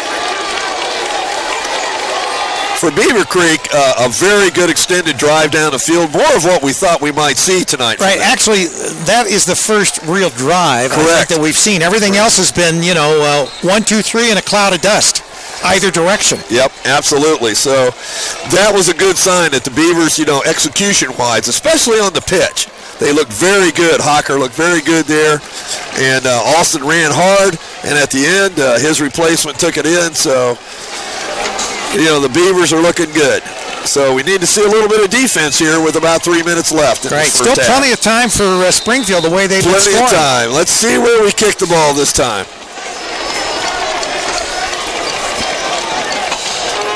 Marcella Cash for the kickoff for Beavercreek. And it'll be a pooch, I'm sure. It's down the field, and it's going to go out of bounds. So there'll be a penalty flag thrown. Flag on the play. Ball went out at about the 19-yard line, but she did surprise them. She kicked it over, I think, about 10 of them. Right, they were asleep, that's for sure. They were asleep. I think that was a good move personally. It was, yeah. And really do. Right, they were all expecting the pooch kick, yes. And they were expecting that she was going to... After the kickoff, it'll be 1st and 10. Springfield from their 35. Springfield will have the ball at the 35-yard line with the penalty for the out-of-bounds kick. 2:52. Beavers are up 21-20 in a barn burner here in the first half at Beavercreek. Here comes Springfield out, ready for offense.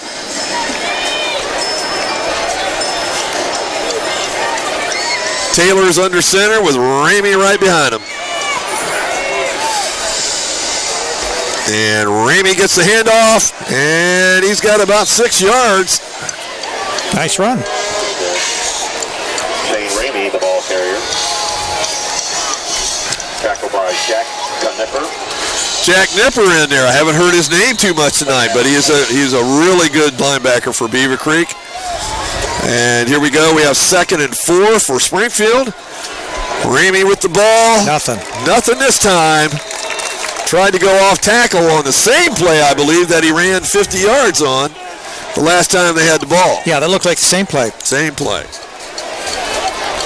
Fool me once. It's not going to happen the second time. Not going to happen again. 3rd down and 3.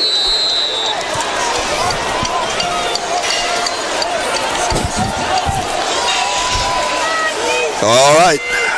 Taylor takes the snap. Hands off to Ramey again, trying to go around the left side. He's got some room. Nice spin. Good spin move up to the 50-yard line, and that's a 1st down for Springfield. Linkard on the tackle. 1st down. Minute 50 left in the half, so there is plenty of time. I believe Springfield has all their timeouts left. I don't know if they're even showing. Are they showing timeouts tonight? Have they shown them? Here goes Taylor back. Davis has the ball. He's going around the left side, and he's got it broken open right now. He's in open field. The Beavers are after him. And he's going to score. No, he's down at the 1. Maybe at the 1. Well, I guess they're saying that the ground couldn't cause the fumble because... Yeah, it looked like he had fumbled it in the end zone, and that would be great. What a run by Davis. He went around that left side, got a block, and saw open midfield and took off. He is tackled at the 1-yard line. First and goal for Springfield, just like that. And there's Taylor. He walks in, and Springfield's got him another score. Just like that, folks.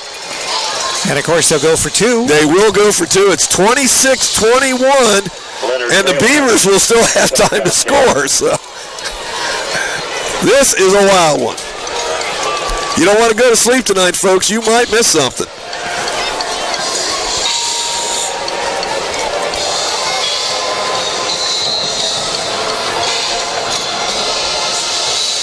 All right, Springfield's getting together there. They're huddling up, and I'm sure they're going for 2 again. We haven't seen any semblance of a kicker tonight, so, yep. Here we go with Taylor again under center. Ramey behind him in the eye, and Ramey has the ball, and I don't think, well, he fumbled it into the end zone. Yeah, that's not going to be 2 points. Nope, so. Point attempt is no good. With a touchdown, the Beavers can reclaim the lead. 1:09 left in the first half. Rick, I don't know, maybe get a couple of scores in here. I mean, you know. Well, the way they've been going, we'll have a little run back here for a touchdown. And who's ever writing this game up is going to have a lot to say. All right? I'm sure there's someone from like the Xenia Gazette down there just typing away. They're buzzing away on it.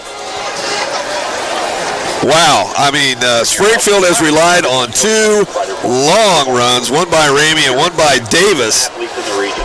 They get out in the open, and I'll tell you, these guys can fly. And there is no doubt that their quarterback can throw the ball. They just don't very often. But with running backs like that, I can see why. Yeah, you don't need to. Don't need to. And the one throw he had was on a 2-point conversion, Rick. All right, we've got another kickoff to come.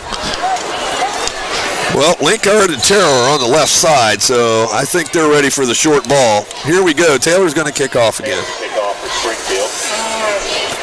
And it's a short one, and it looks like it's going out of bounds, so the Beavers will have the ball on the 35-yard line. Actually tried to kick that one a little bit longer, I think. Well, he probably didn't want it returned, so probably not. That was the best of. Yeah. I'll tell you, this guy Taylor, he is logging a lot of minutes in. Him and Alston have been the guys that have been driving everything. They have been driving it all. But we're not going to forget Linkhart's run back. That was an electrifying run that Julian Linkart had. So with 1:09 from the 35, we'll see if the Beavers can put their own drive together.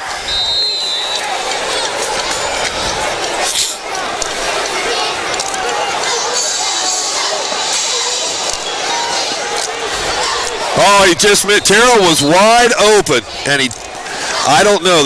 He turned the wrong way, or the play was supposed to go to the right. Yeah, definitely some type of a miscommunication. Yeah, because he was wide open. The safety and the defensive back were 10 yards behind him. So that was a good-looking play up to the point of where the pass eventually went. Rodney Alston is still out of the game, so we don't know. I see him down here on the sideline trying to stretch out a little bit, so hopefully we'll see him second half. But his replacement, 36, Steve Lalanis, has done a good job. And I believe that's Lalanis that ran the ball right there. Yep. Timeout, Springfield. Timeout, Springfield. So they actually are thinking maybe that they can stop the Beavers and sure have a little time left and maybe score. Well, if they do it all in one run. Springfield, let me clarify, Springfield has not had an extended drive for their 26 points. No, that's true. The Beavers have the only extended drive of the game. Other than that, they have been big plays or turnovers that have led to scores here tonight. We have 55 seconds left here in the first half, and we don't know what to expect. 3rd and 6 for the Beavers on the 39-yard line.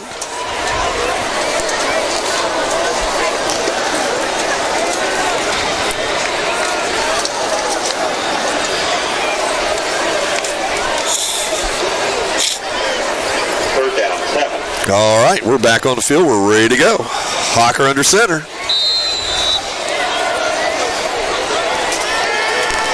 And he's out here to Terrell, and he misses him. Terrell was wide open for a second there. So we're going to have a punt? I think we're going to have a punt here. That's going to make it 4th and 6 on the 39-yard line. And I don't know if I'd kick it to Davis. They may want to try to kick it away from him. This guy has got some really good speed.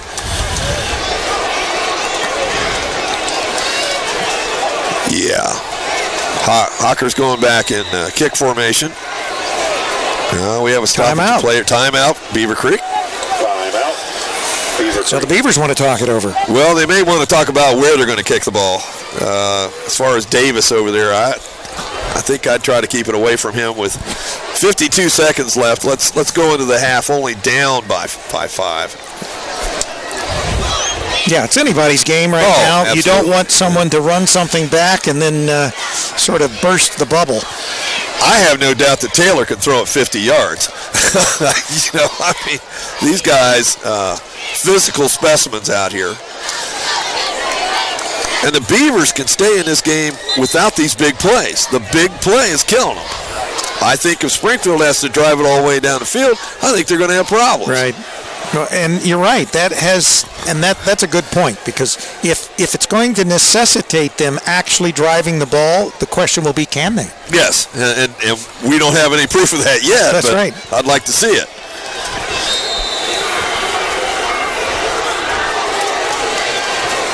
Well, okay, they're going to do a pooch kind of extra point kick here. This is unusual. And there we go. It's past Davis, going down to the 15, about the 12, and he's going to run it. He's going to run it. And they stopped. Davis is tackled at the 18. Great play.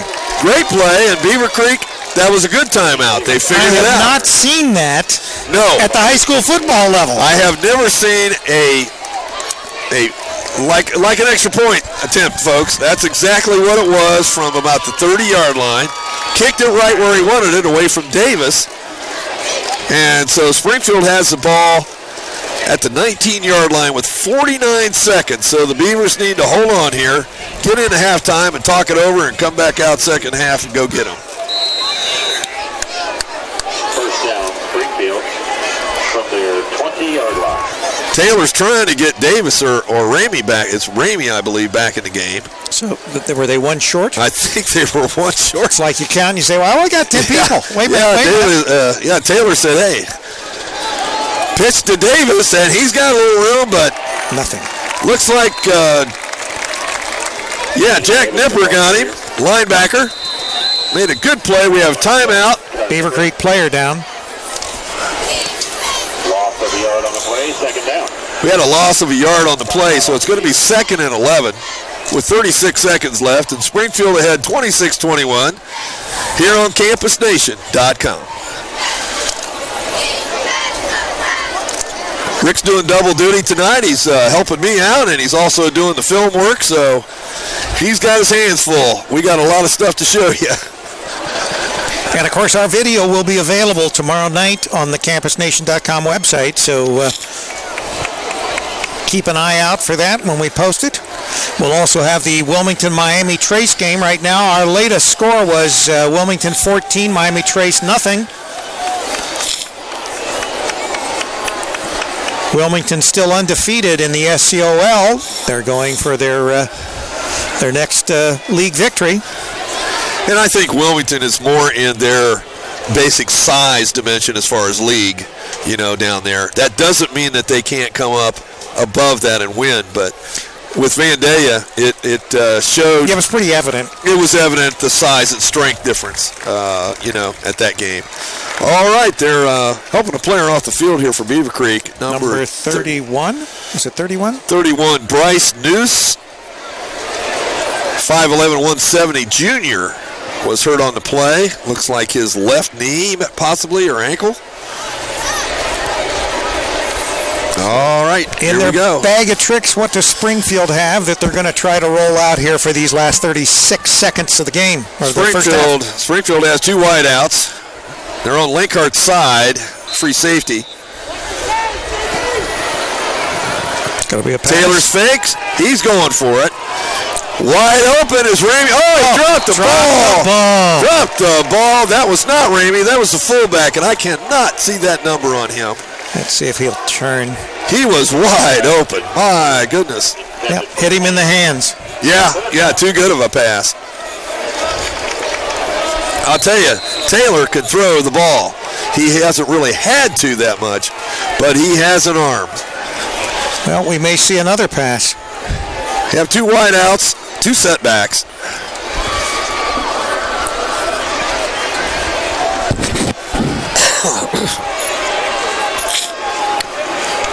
And the handoff to, looks like Davis.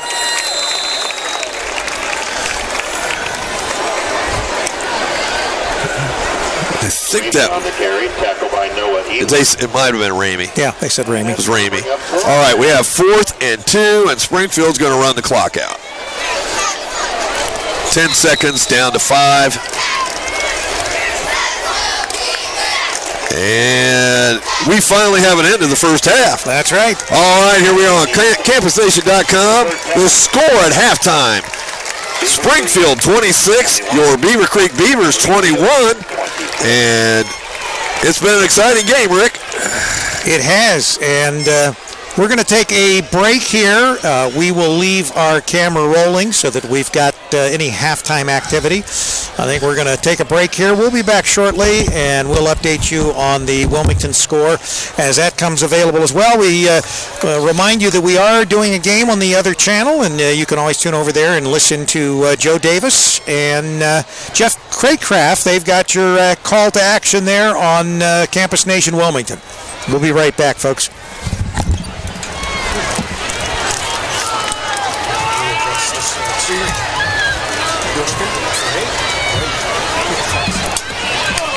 All right, I'm going to go hit the rest. I'll do that. All right.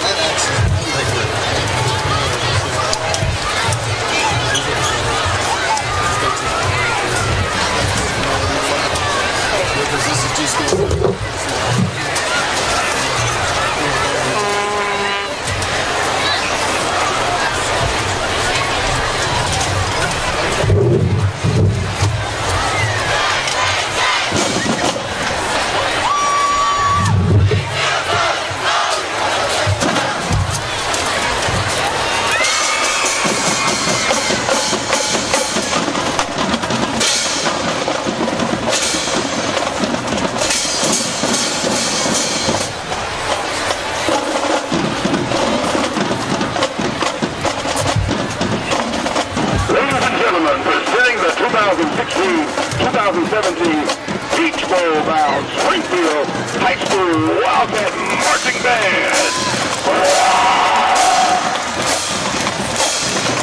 Ladies and gentlemen, Marching Wildcat for them from the field tonight by Field Commander Haley Harris.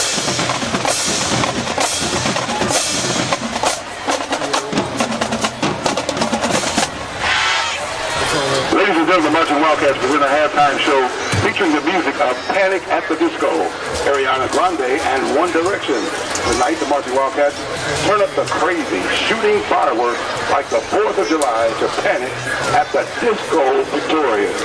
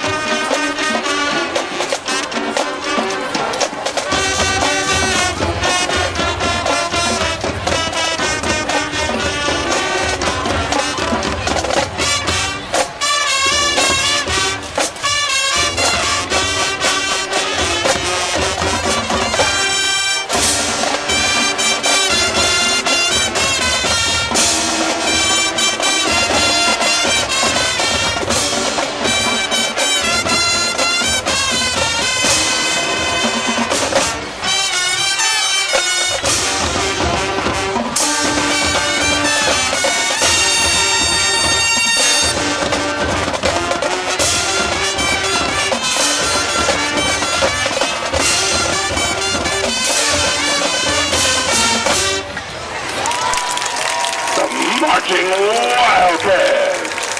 Ladies and gentlemen, focus on the Wildcat drill team. Nobody's holding them down as they perform their new routine to Ariana Grande's hit from 2016.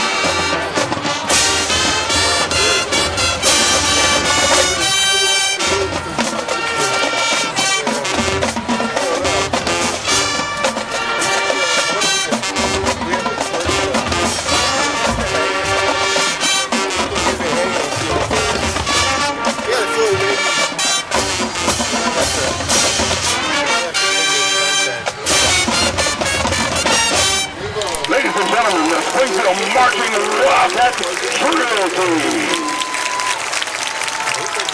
Now, ladies and gentlemen, you've never seen it look so easy as the Marching Wildcats bust the move to One Direction's 2015 chart, topping his Drag Me Down.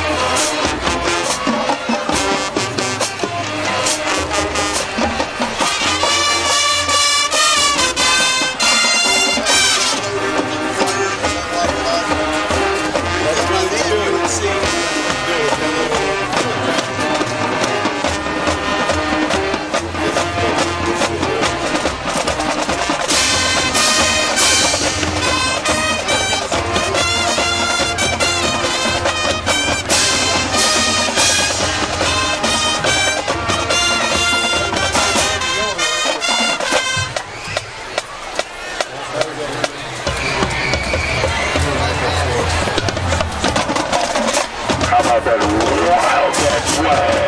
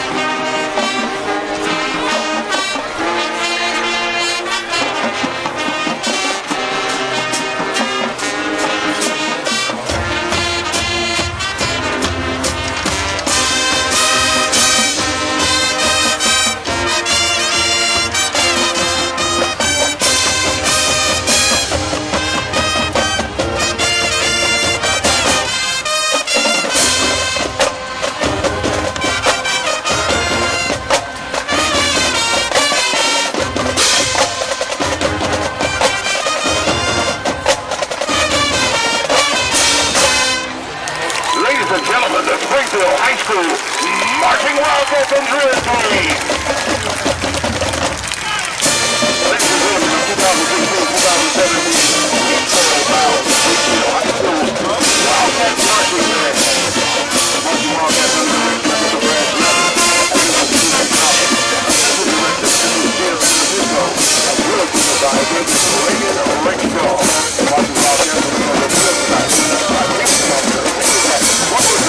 The Springfield High School Marching Wildcats and Drill Team. Because lefties can't really tell. I mean, because we took the before we had yellow there, and it's same. It's like there's no way to tell what they're saying. I see you letting your left on. Yeah, except you got to go.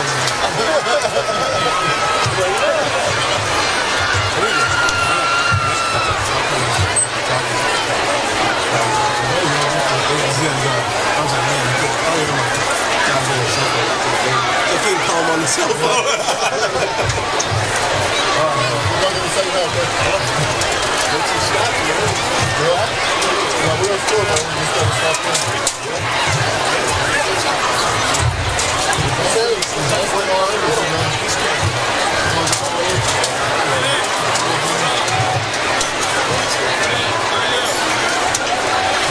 I was wondering if you saw the ball on the sideline like this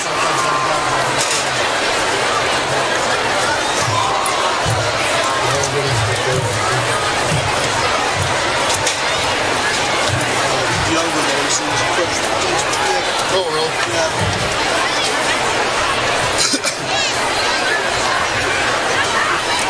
That's what it is. Let's see that.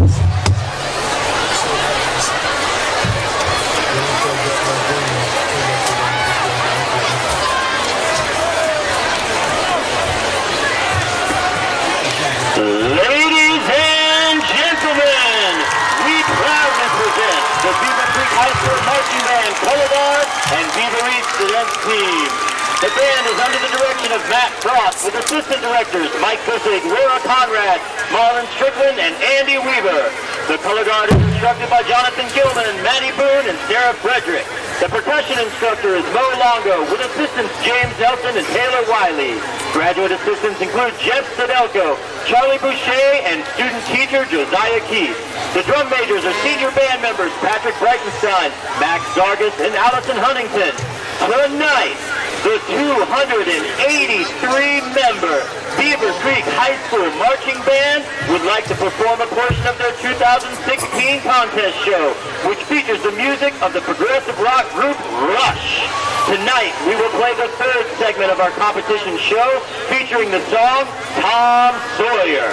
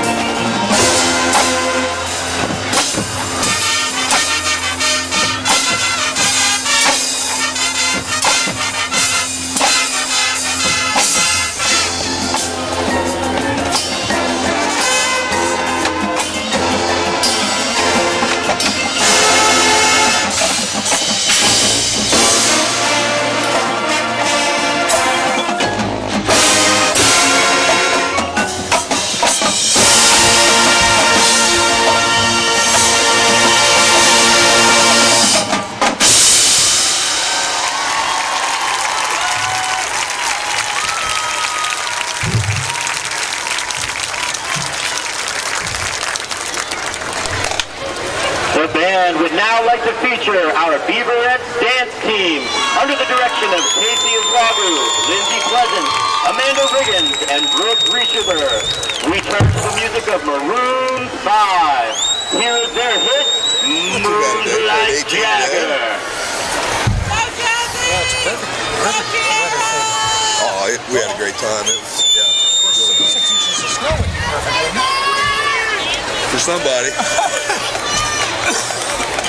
Not this boy. I carried mail for 32 years. I have no desire.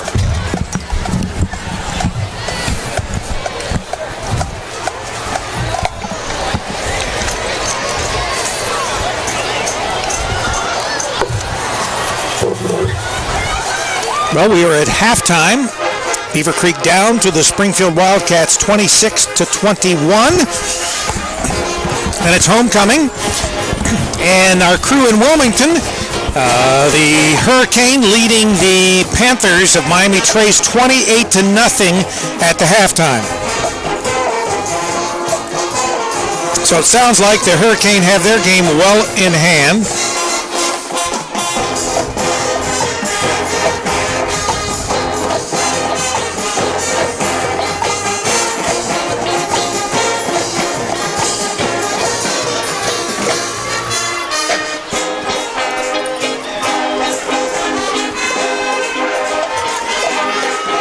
Beavercreek's marching band and their Beaverettes, their drill team, are on the field right now, entertaining our fans at halftime.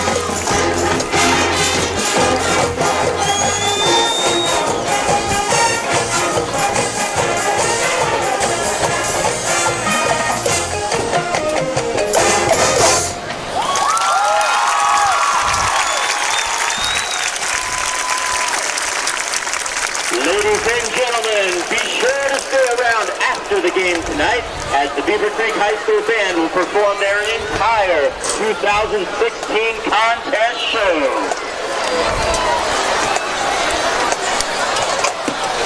See if we can get some scoring updates from some other games. In the G-Walk, we've got the Piqua Indians leading the Butler Aviators 14-12.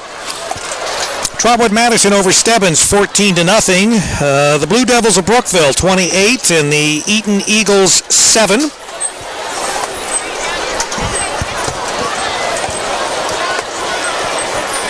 Springboro, the Panthers 35 and the Skyhawks of Fairborn 6. Xenia over West Carrollton 14-6.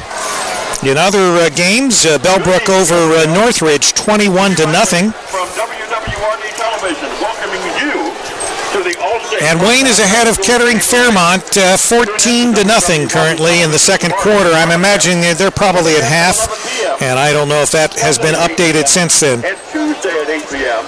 for the replay of tonight's game. You'll find WWRD Television on Time Warner Cable Channel 22 or 997, depending on your area. And we ask that you now direct your attention to the 50-yard line as we prepare for tonight. Throw for dough.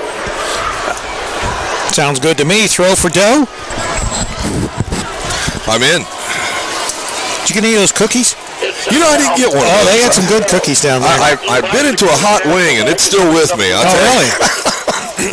The food was really good, and we appreciate Beavercreek providing that food for everybody here in the press box.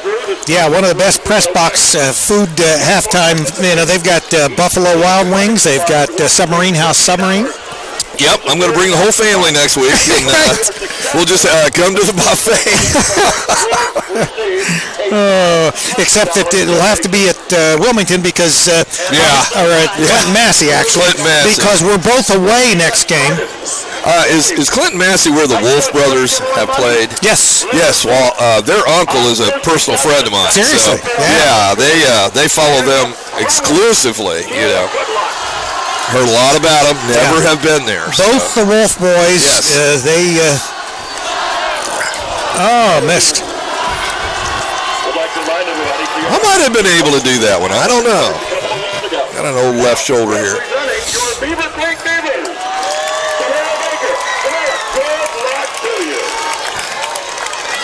tell you, the Beavercreek band put on a marvelous show here. Really nice. It's just been a great night for football and for the fans. I think everybody's having a good time. And the game has been up. Almost. We're having a throw for dough down on the field right now, and we've had a couple of misses. And thanks for participating. And if you want more information on This is more like what you think of as far as football weather. Well, that's right, and I was just about ready to say that, until it really turns and it gets a little nippy and you're getting close to Halloween, or it's not really certainly the first game that we were here and we were in the press box and the windows don't open. You were sweating. Here at Beaver, we were sweating. It was like 100 degrees. So if you've whereas, like in Wilmington, at least the windows can be taken out or open. Yeah. Here, they're fixed windows. So, and it was, we faced the west, and the sun was high in the sky, and it was beating down, and that doesn't seem much like high school football weather. Well, when I was young, of course, football games didn't start as early because school didn't start as early, and so you were into November, and you were getting some really cold weather and snow and whatever. But now, most of the games, at least up to the playoffs, are played in pretty good weather. Well, that's true, because I think that no one ever started school until at least after Labor Day. Correct, yes. And I don't know whether that was a state law, at least in Ohio or not. But just the way it was, that's for sure. But, you and I, when we went to school, it was that little one-room log cabin, right? And we walked, 5 miles through uphill both ways. Yeah, and that's not entirely untrue, because when I went to Beavercreek, it actually was about 5 miles on the bus. Okay. So right. I got part of that right. At Troy, we floated down the river. And wait a minute, I think that was the Erie Canal. Oh, that was the Erie Canal, I'm sorry. You came down the Erie Canal and went through the lock and went to school, right? Yeah, my dad was one of the lock masters, absolutely. Right. No, it's different time, different time. But I'll tell you, in Troy, football is king, without a doubt, and that's what I grew up with. And, Beavercreek, the emergence of their program has been the last 5 years. Yeah, well, Beavercreek, I remember, I think the 4 years that I went here, we lost 4 games. And we were 10-0 one year. Yeah, they and did have some good I think we matched Fairmont West. Because there was a West and an East at the time. Fairmont West and Beavercreek tied. I don't know whether this was my sophomore year or my junior. We tied with them. We were 9-1 or something like that. I don't know. But we didn't lose many games back then. But there was a period when it seems like some of the other sports like soccer emerged here at Beavercreek. Basketball, great basketball. Well, we had good basketball teams. When I was in high school, we lost 2 games in the regular season my junior and senior year. We lost one game my junior year and 1 game my senior year. And if anybody remembers Doug Ashworth, I was just going to say that. Yes. And Bob Smythe, that was the tandem for Beavercreek. Good players. Good players. We had some good basketball teams. Yep. I can remember there was a game against Centerville. It was played in the old Centerville High School, and you sat where the audience was for a stage, and they played on the stage. Centerville, they thought the only way they could beat us was to slow the game down, and I think Beavercreek ended up winning something like 25-7 or something like that. The whole game, just a complete slowdown. They still lost. Of course, that was when Centerville didn't have. They didn't have much as far as a sports program. Of course, that's changed a lot over the years. Yeah, but Wayne has been the emerging force in the GWalk, at least, with their football and their basketball. I don't know how they are in other sports. Baseball not as good. I do umpire, and they haven't. Their girls fast pitch program is very good. So I think it's an ongoing thing as they're building up their programs. Right. But I'll tell you what, they have the athletes, and with the rules now with the OHSAA of if your district touches, you can go there if they can handle having you there. And so Wayne is a good example of a program that's taken full advantage of that, as has Trotwood and some other schools around I think here. even out in Clinton County, where I'm from, I think that what you see is they can go to Massey if they're a great football player, whether they live in one corner of the county or the other. It's all open enrollment, and they take advantage of that. And in fact, I think one of the players for Wilmington's team actually is the son of the East Clinton's athletic director, and of course he lives in Wilmington anyway, and he's the East Clinton athletic director. But his son plays for Wilmington as far as football, so they blur those lines anymore. You don't have defined areas that you play from. Now, am I in favor of it? Probably not. But it's what the OHSAA decided to do, and so that's what we have to live with. So all these programs, that's what they're going to live with. And, hey, we're ready for the start of the second half. Another pooch kit. 26-21, Springfield on top. Beavercreek is going to probably pooch the ball off. Last time she took a good stab at it, but kicked it out of bounds for a penalty. Faked him out. I can't tell if it's Davis back there. They really don't want to kick the ball to him. And it's an onside kick. Did it go far enough? No, it did not. Kind of died. Yeah. The onside kick is an art. It is an art for a kicker. And well, when you're a good soccer player, it helps. It helps. So Springfield's going to get the ball. Good field position. Great field position. In Beavercreek territory to start the second half of play. And they have the lead, 26-21. Well, folks, hold on to your shins, because I'll tell you what, we're going to have a wild ride. If it's anything like the first half, we've got some excitement coming. We have two wideouts. Taylor's behind center, along with Ramey, and we'll see what they do. And they didn't elaborate, but Springfield just didn't bring their kicker.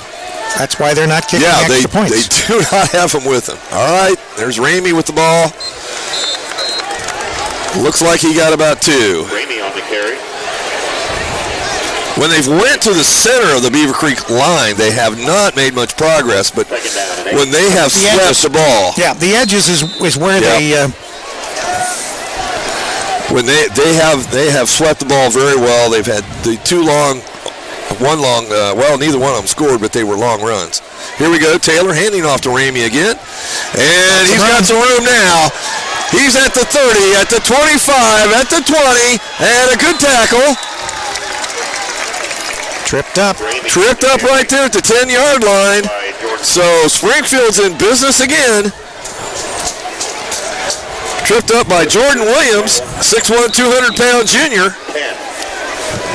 First and 10, Springfield on the 10-yard line. So here we go again, Rick. He's like a train. He just starts to ramble, and he gets up his steam and moves a little faster, and it's hard to stop. Very physical player, and you don't average 150 yards a week if you're not. Here's Taylor. He's going to run the ball, going around the end, and a good tackle made. Taylor on the carry. He is at about the 7, I believe. Tackle by Adam Grader. Adam Grader makes the tackle.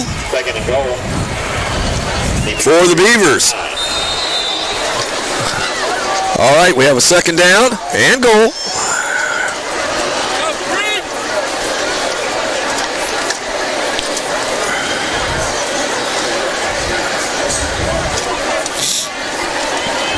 Play clock's down to 8 seconds.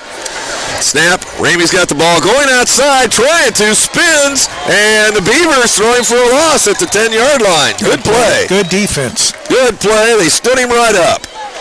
Ramey on the carry. Looked like Nick Thurston got in on that tackle. Third goal from the Beavercreek 10. All right, third down from the 10-yard line, and I'm assuming that Springfield's going to go 4 downs here, so the Beavers got to dig in.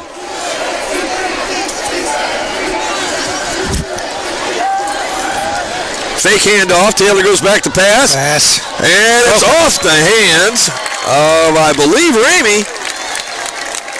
It wasn't a bad pass, a little high. But, you know, the old saying, if you're going to touch it, you got to catch it. So the Beavers have them here with a 4th and 10. And it looks like Springfield will go again because... Yeah, and I would imagine they're probably going to have to pass this because I can't see... Well, they might be able to run it in if they can get to the edge, but when you're this close to the goal line, you don't have kind of the flexibility to go to the edge that you would normally have it. Right, you have the short field, and so, I'm looking for something with Ramey wide. Quick over the center, something like that pass. Although he's got Davis back there. Big play here for the Beavers. Here we go. Taylor's back to pass. He's going to the right side, and it's broken up. He let him just a little bit, and Beavercreek had a couple of guys down there. Safety broke it up, so the Beavers will take over. Yeah, and we needed that. That was a good stand. But when they stopped Ramey on that second down, that was a huge play. Right. So here we go. The Beavers take over on the 10-yard line. 9:41 left. And the score holds at 26-21. So the Beavers could use to eat up some time here and go for a score.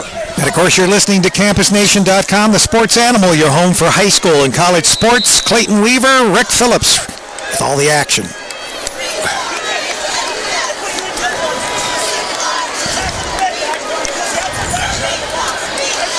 All right, Hocker's got the play. And Alston is back in the game. Alston's got the ball, and they stand him up, a host of Springfield Wildcats.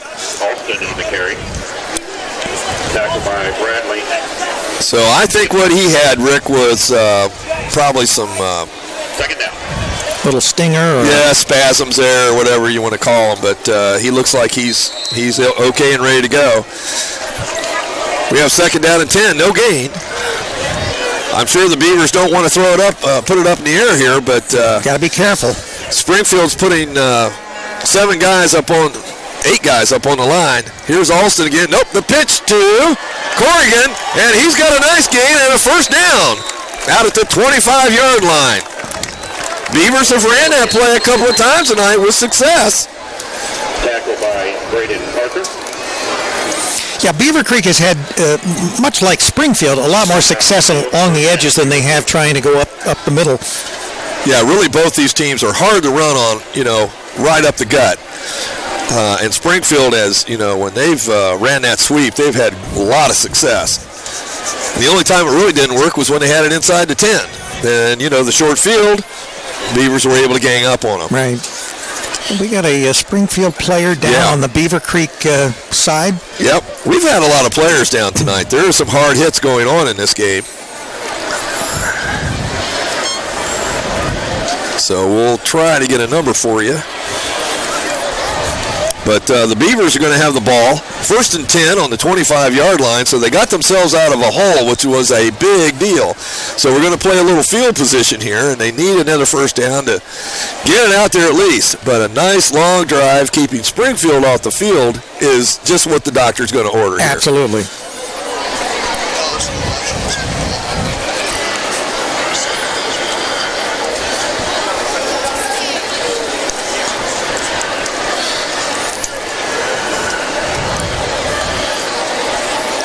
Still attending to the Springfield Wildcat on the Beavercreek sideline.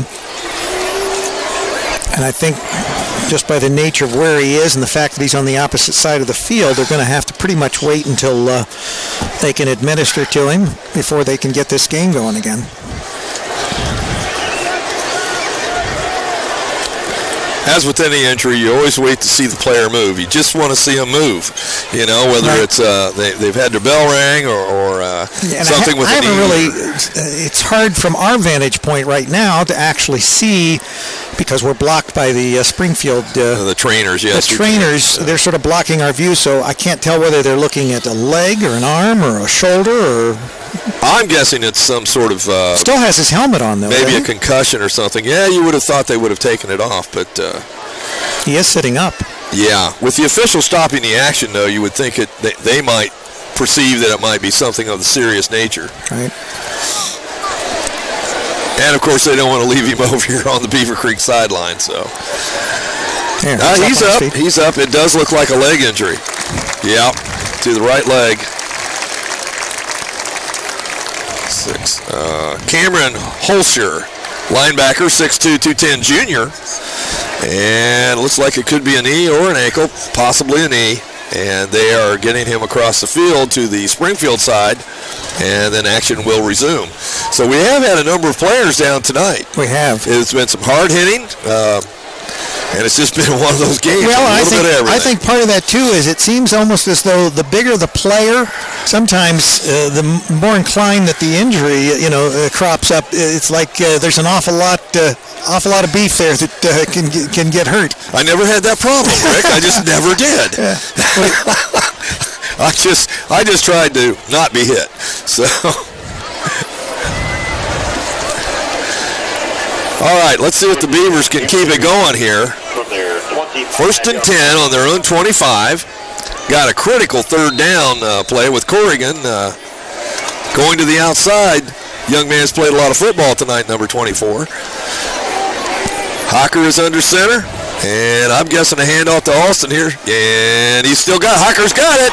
He's out to about the 35, 36. And a flag. Yes, sir. Probably a face mask. Could be a face mask. Hocker has made some outstanding fakes tonight. He has quick feet, and he has gotten out there. Let's see what the call is. Face mask against Springfield. We got a 5 or a 15, gentlemen.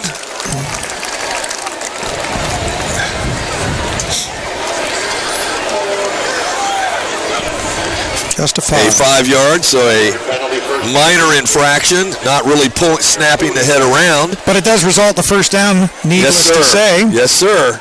So the Beavers have it up to the 40-yard line, Rick, and it looks like they're on the move. Still down to Springfield, 26-21, but well within reach. Yeah, this is what they need, a long drive. There's 8:40 left in the quarter, so. And handoff to Alston, and they are standing him right up at the line. Yeah, they tried a quick hitter, but Springfield wasn't fooled. Number 75, Isaiah Gibson, 6'4", and a big fella stood him right up. He anchors the left side of that line. Beavercreek might have got, we'll call it a yard, 2nd and 9 on the 41-yard line, their own 41. And hopefully next week, A.J. Ganger will be back in fold.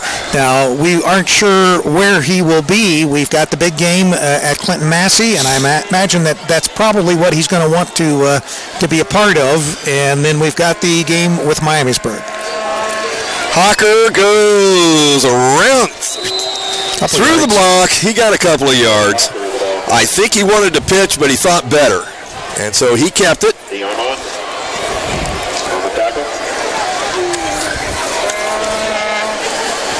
Hocker is 5'10", 165 pounds, so he is not a huge guy, but he is involved in quite a bit of the offense, especially when he runs that option.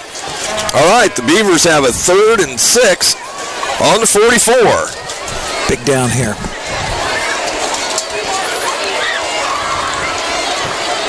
See a lot of this in high school football this year where the quarterback looks at the offensive coordinator on almost every play, so it does cause the clock to go down. And Alston, nope. Hocker kept the ball, and he is dropped at the 44-yard line, virtually no gain, and it's going to be a 4th and 6. The only thing good we can say about this is that the Beavers held Springfield on downs at the 10-yard line and did drive it out of there, so they can pin Springfield down here if they can get a good punt off. Do you think they're going to punt? Looks like they're going for it. I would have guessed they would punt here, but, they're Springfield 26, Beavercreek 21, 6.5 minutes to go. And I think the Beavers are deciding, they're going to call a timeout and talk this over. Yeah, well, obviously they're in their territory. You're not that far behind. You just. Yeah, I hate there's no reason to dig yourself a hole and then to give Springfield the opportunity to put some more points on the board with such a short field. Well, we've already had one punt block tonight. Right. And so, anything can happen. But I definitely would I would get the ball down there and try to pin them. Yeah, I agree. And make them drive the length of the field. If they can stop them on the long play, they're in the game. Yeah, I think that a punt is warranted here.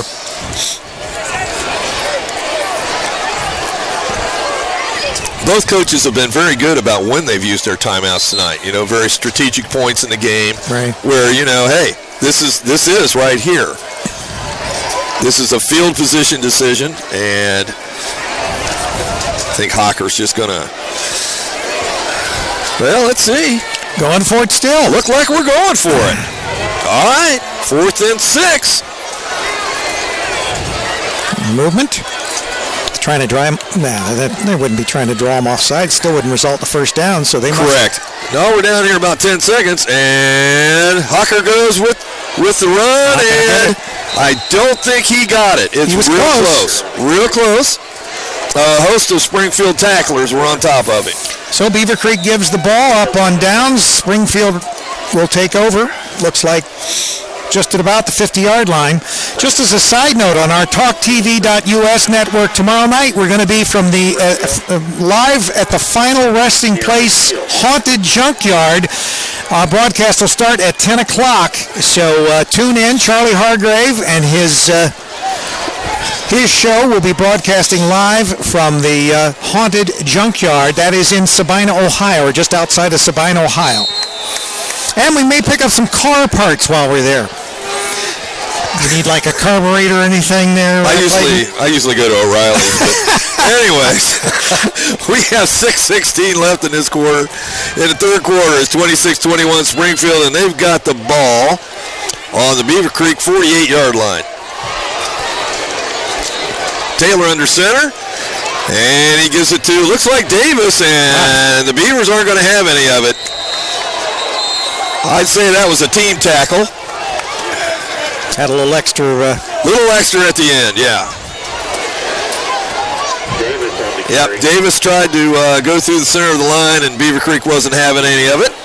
That's going to be a 2nd and 10. So let's watch for the big play here. Have a couple of wideouts.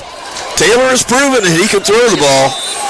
Well, Beavercreek's defense needs to step up here, shut down Springfield, get this ball back. All right, we're in the shotgun. And Davis is in motion. Pass. Oh, yes, sir. Beavercreek defense is in there. They got him. Taylor goes down at about the 45-yard line of Springfield. A big loss and a key defensive play for Beavercreek. Ryan Quillen, quarterback sack. Number 68, Nick Greenspan, was in on that one. Looks like a loss of about 7, maybe 6, 7 yards. We have a 3rd and 15 with 5 minutes left for Springfield. Taylor in the eye. And he pitches to Davis. Davis trying the right side. They're stringing it out real well. Beavercreek's got a line on him, and he's going down. Another loss. Another big loss for Springfield as Beavercreek strung that play out. Well, they did what they had to do. They sure shut it did. down. It's going to be like a 4th and 20. I don't think Springfield's going for this one. I would doubt it. 4th and 20, 4.5 minutes left. 26-21, Springfield. Good defense by the Beavers. So we're seeing a little more defense this half, Rick. Right. All right, Linkhart's back, and Terrell in front of him for the kick. Good kick. Going out of bounds, though, at about the 27, 28. So that's where the Beavers will pick up. Down 26-21 with 4:11 remaining in the third quarter of play. Great stand by the Beavers. A couple of times they tried to go wide, and Beavercreek was there. They strung it out. Obviously something they talked about at halftime.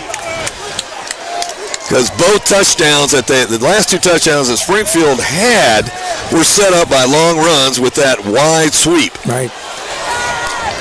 So I'm thinking Beavercreek saying, hey, if you want to run off tackle, you know, you might get something, but out wide, we're not going for it. Springfield has 9 guys up on the line. Hocker takes the snap. He's going to throw it. Great catch. Great throw. Maloney's got it. That was quick. Jake Maloney with a really good catch, and Hocker stood right in there and made a good pass. Ball is on the 46-yard line. First down for the Beavers. from their 46-yard line. Got a timeout. Oh, we have a flag. Flag on the play. I'm not going to win any money on this one. I don't know what it is. Let's see. A procedure call against Beavercreek. That's going to cost them 5. I don't know what they did. Have not the slightest Don't idea. have a clue in the world, Rick. Those guys know down here. He did what? Center touched the ball. Missed that one. 1st and 10 on the 41 for the Beavers. 1st and 15, excuse me. Alston's got the ball. He's running hard. And I think he made up for the penalty. Yeah, it looks like we're back to the original line of scrimmage. Yeah. And if Alston's healthy, I think they need to go with him off tackle. It worked the first quarter, make him stop him. Hocker, occasionally with the option is good, but I think they ran it a little too much before. Here we go. 2nd and 10. Hocker under center. And he's on the option. And he's going to get stood up. He might have got a yard.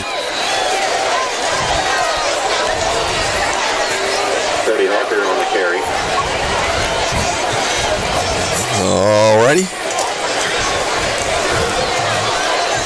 Ball's on the 46. 46 and a half. We've got a 3rd and 9.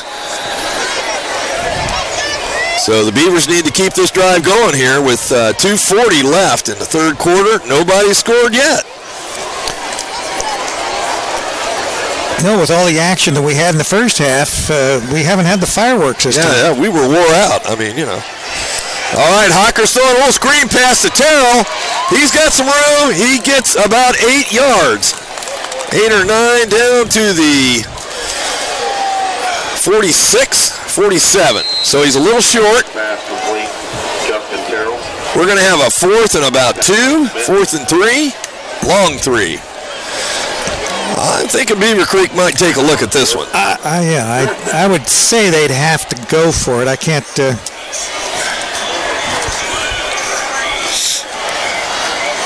The way their defense is playing, there just might not be a whole lot more scoring right now. But on the other hand, Springfield has the tools at any time to break one. They can break the big play a little easier than Beavercreek can. Right, yeah. So Beavercreek needs to keep their offense off the field. That's the way to keep them from not scoring.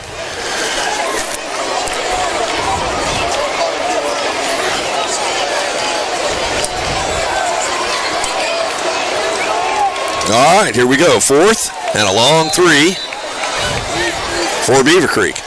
On the 46-yard line, 47 of Springfield. Movement. No. And Hocker takes a snap. Alston's got it. He got a first down. Looks like a first down. Good running by Rodney Alston. Looks like with at least a yard, 2 to spare. 1st and 10 for the Beavers. On about the 44-yard line. About 42, 43, 44. Going to be coming up on a minute and a half left in the 3rd quarter. No scoring yet. Beavers are driving.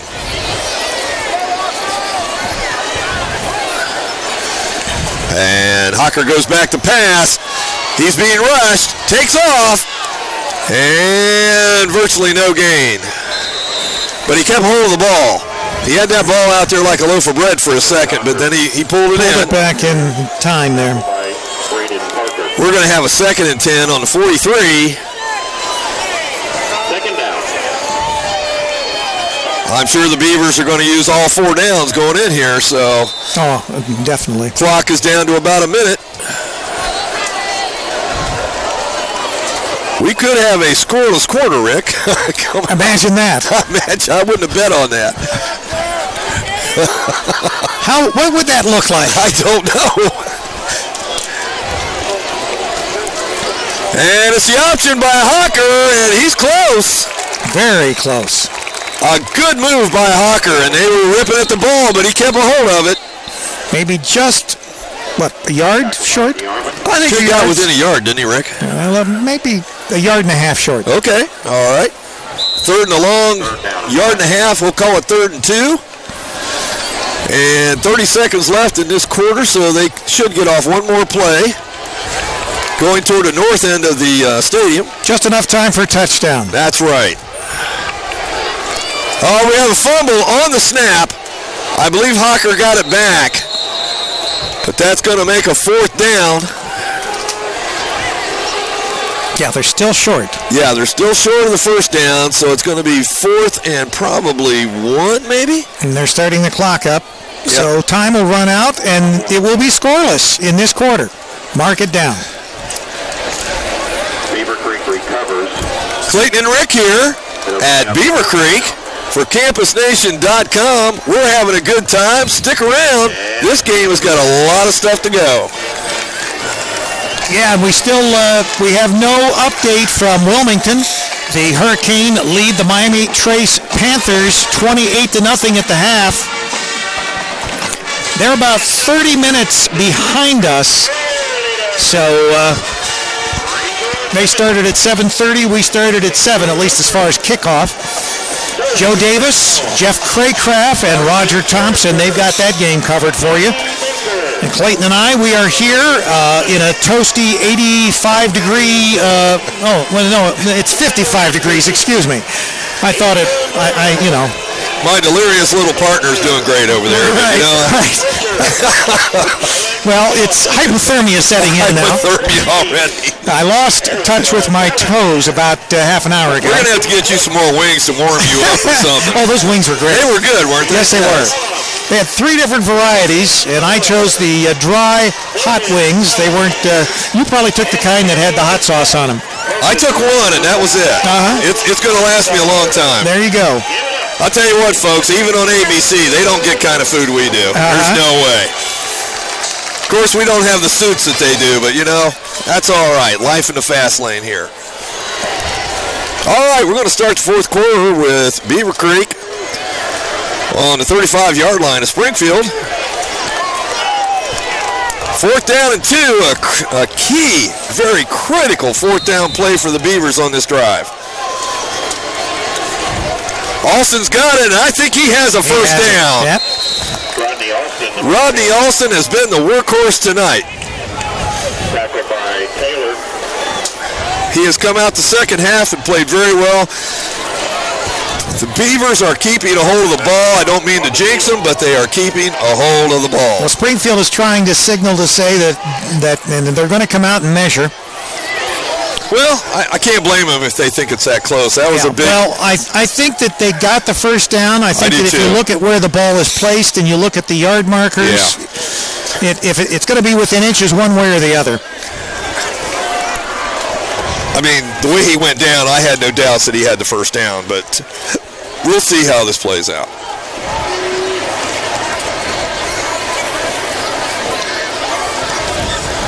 Well, they're taking their time putting that stick down. Oh, my. Springfield, they get the ball on down. The Beavers are short about the length of my longest finger. I mean, that's all. Wow. Sometimes it's a matter of placement, and apparently it was there. We really thought that Rodney Alston had that first down. All right, so the Wildcats prevail. A big miss for the Beavers. They've got the 5-point lead currently. We are now in the 4th quarter. I tell you, the Beavers need to be opportunistic here and force the turnover. That's what we need right here. Strip. All right, 1st and 10 for Springfield on their 34-yard line. Taylor under center. And the ball goes to Davis. Davis tries to go around the left side, and he is met with about 3 Beavers down there. On the carry. 47, Nick Thurston was in on that tackle. So we're going to have a 2nd and 10 for Springfield. So we have went from an offensive game to a defensive game now. Yeah, imagine that. Imagine that. Taylor goes back with the fake. And he's got a man. Great catch. Oh, my goodness, by Davis. Stretched out his fingers and pulled it in. That was good coverage on the play, but outstanding throw and a great catch. So Springfield comes out of a hole. They are on the 45-yard line of Beavercreek with about 11 minutes left and the lead. 1st and 10 for Springfield. I tell you, this guy doesn't throw very often, Rick, but when he does, very accurate. And looks like he's got a rocket for an arm. He has a rocket for an arm. All right, looks like Ramey or Davis. I can't see who it was. Might have been Davis. Ramey. Ramey had the ball, and he gets about 3 yards, so it's going to be second down and 10. Second down and 7, excuse me. All hot food at the concession stand. That's right. Half price on all hot food at the concession stand. All right, 2nd and 7 for Springfield as they're going to try to make something out of this stop that they had on 4th down. And the snap, the fake, and there goes Taylor rolling the left side. Oh, it is right. Oh, couldn't hang on. Hit him in the wrong place, right in the numbers. Right. I mean, nice pass. That is the first time I think we've seen him roll. Yeah, I haven't seen another rollout. No, he's tonight. been in the pocket. So Springfield trying to shift things up a little bit. 3rd and 7 on the 42. Taylor in the shotgun. We have movement. Yep. Right. That's going to be 5. Thank you very much. All right, 5 yards on Springfield. Procedure on the Wildcats. Moves them back 5 yards. That's going to be a 3rd and 12. Beavers need to come up with a big play right here. Put them in a hole. See what they want to do. 3rd down, 12. Linkhart back in the game. Safety.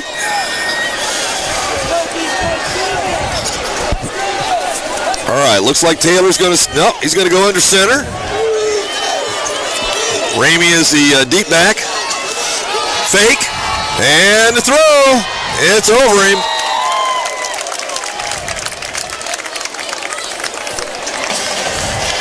Center Taylor's pass is incomplete.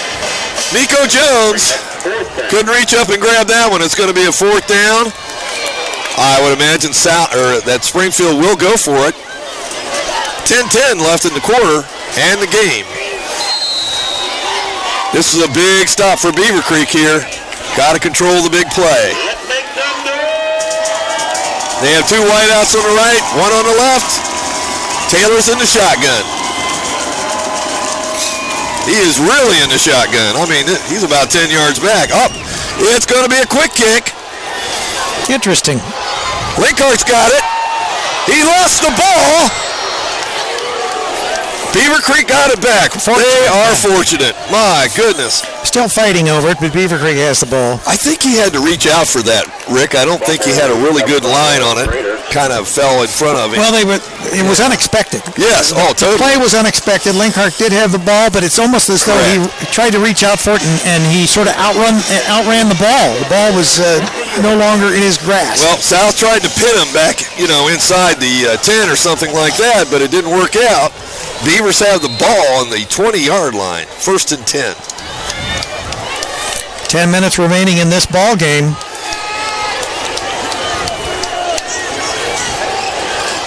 I imagine we're going to see some of Rodney Alston here. Yes, we are. And, nope, that plays. He lost the ball. Rodney Alston lost the ball. He was stood up right at the line, but the play had been called dead. So it'll still be Beavercreek ball, but virtually no gain. 9:52 left in the game. Beavers have a 2nd and 10. 2nd and 9, they're going to call it on the 21.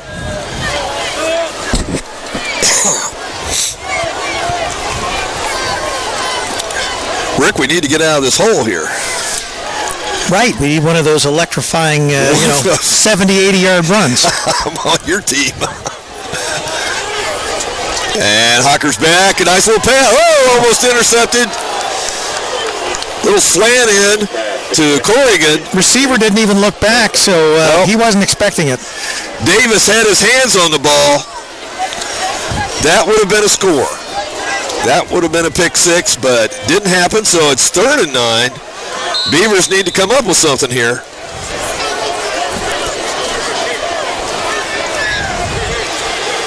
I'm guessing they might go to Corrigan.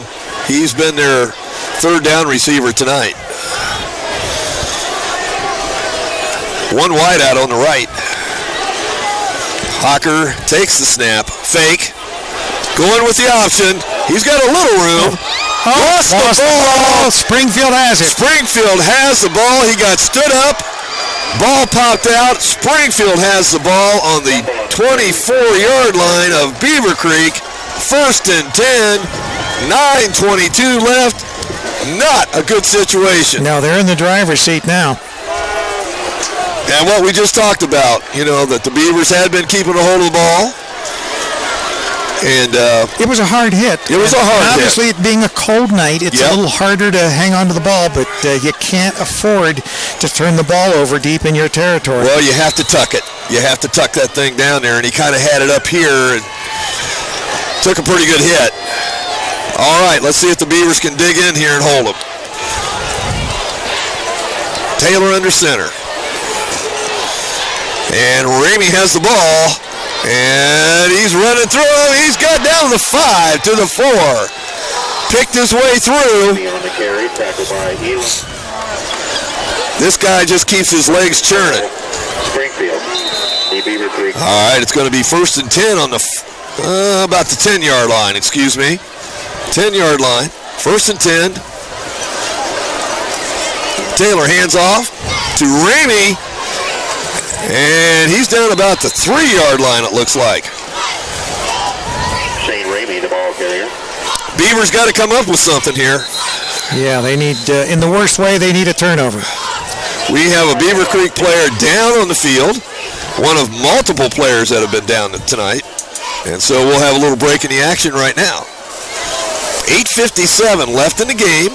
26-21, Springfield on top. They have the ball at about the 2-yard line, 3-yard line. 2nd and goal. We have not had a score in the second half. That was our halftime score, 26-21. Right, Springfield wanting to change that here quickly. In a wild first half.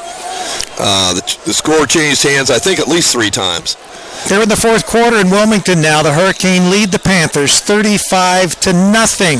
So they're going to go on and win that game there in Wilmington. It's playoff bound, it sounds like. And they would be on a clock now. So yeah. Here we go. Taylor hands off to Ramey, and Beavercreek stacks him up at about the 2. Good stop. So that's going to bring around a 3rd down and goal. Beavers are hanging tough. Adam Brader in on the tackle. They got 2 plays to go.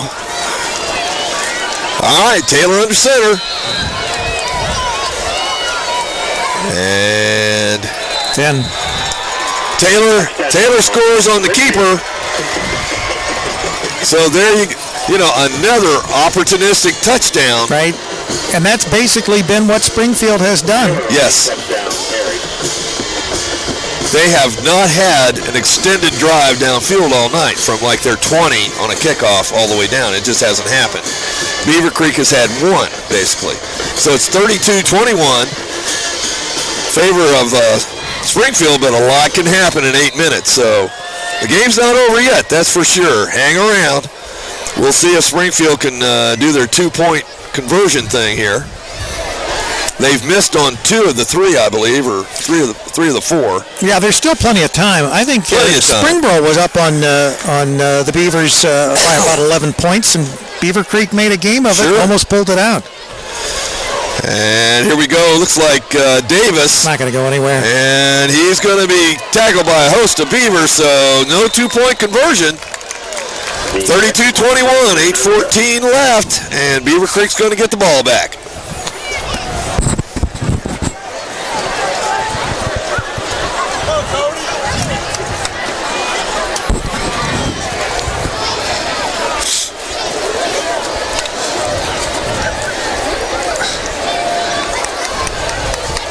It is just odd how a game can turn like this game has turned. We expected a lot more scoring in the second half from what we saw. Right. But this half has been, well, up until we coughed up the ball, it was virtually error-free. And that tends to keep the score down. First half was virtually almost entirely made up of turnovers and scores. So let's see what Springfield decides to do here on the kickoff. So we learned that Taylor is not their natural kicker, but he's doing it tonight. And so they're doing what they have to do without their regular kicker. So let's see where he goes with this one.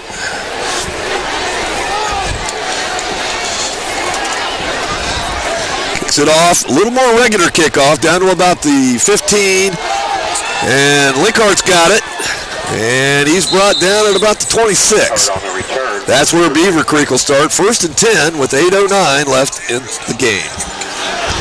Zach Howard on the tackle. Well, Rick, I don't know if we need necessarily a long-term drive. We need a little bit quicker score here. Yeah, I think that Beavercreek's going to have to go to the air a little more than they normally do. A little bit. And they did that, as I said, against Springboro. And actually, when they started passing the ball, they started to get a little bit of a result here. Well, Hocker has proved that he can throw the medium ball. And here's the pitch to Corrigan. He's got a lane. And he's out to about the 41. Nice play, 1st down. Good pitch by Hocker. Corrigan took off. Showed some speed. 1st and 10, Beavercreek. Ball's on the Beavercreek 40-yard line. 1st and 10. Less than 8 minutes to go.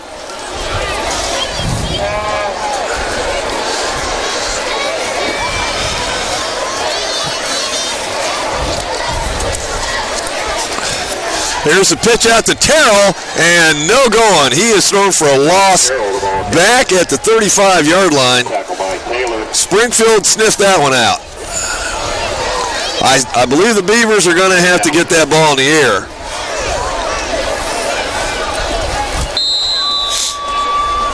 All right, 2nd and 15 for Beavercreek. Snap. Fake pitch, and the toss to Corrigan, and it gets nowhere.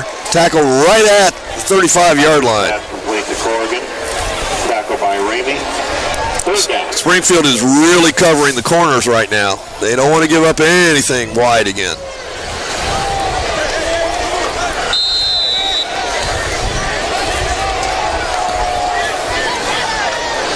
Did something quick over the middle, down the field. Little pass.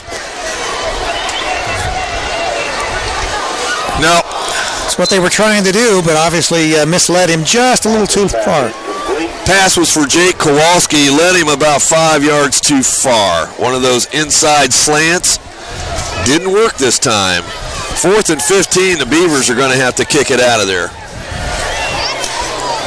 Yeah, but 6:38, it's sort of a... Well, if you turned it over on downs again, it would be over. Yeah, so it's over. with 6:38, you punt it, and you hope that maybe on the punt, turnover. There could be a turnover. There's so many things that could happen still, and there's enough time. You're down, 2 scores. All right, the Beavers are going to have to make some of their own luck. They're going to do this field goal kicker thing for their punt. I've never seen this done by a team, but it worked last time. And there it goes, past the 25. Good kick. Picked up. He's going to try to Looks like Davis has got it, and he's going to bring it back. Look out. Look out. They've got a wall for him. Davis. Oh, we got a flag. We got a flag right back here. So. Yeah, that's going to come back. They still wanted to hit him. They got him. That was a fine kick, though. It's worked well for them. I have never seen a team do that. But he kicked it from his own 35, and it rolled past the 15 before Davis got his hands on it. Actually, what happened, it looks like, the kick was sort of, he outkicked his coverage. Pretty much. And they were able to bring it back, and it had not been for that block in the back. Oh, yeah, he'd have been good field position. My goodness. They'd had it right back to where they kicked it. Okay, so the Beavers get a little bit of a break on the penalty. 6:15 left in the game. Yeah, because that foul, it's a spot foul, will probably go back from that 31-yard line. Near the 15, I would imagine. Yep. All right, about on the... He's counting. Let me bring it back here. Let's see. All right. Might have to take off of his shoe, make sure a good count here. So it's a 10-yard penalty. It should be around the 21. I would think so. There it is. There it is. All right. All right. So good math, Rick. Good job. That's a common core. You went to Beavercreek, didn't you? I forgot. I forgot. Yeah, we're very scientific and very mathematical here at Beavercreek. You guys can add $1. That's what I'm guessing. Yeah, back then we were farmers like we are in Wilmington. All right, got two wideouts spread there. And a handoff to Ramey, it looks like. No gain.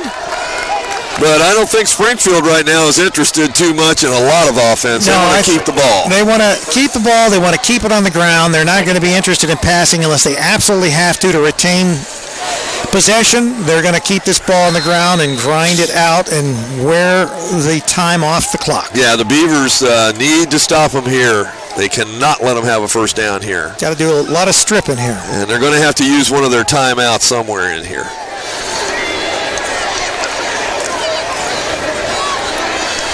And the snap, Taylor gives it off to, looks like Davis. He gets out about, it's going to be about a 3rd and 4, maybe a 3rd and 3. Yep, so Beavercreek has, they gotta stop him for 3 yards. Get the ball back and make something happen. About 5 minutes left here in the game. Springfield has two wideouts set. Taylor under center. Springfield runs the I formation most of the time on the run.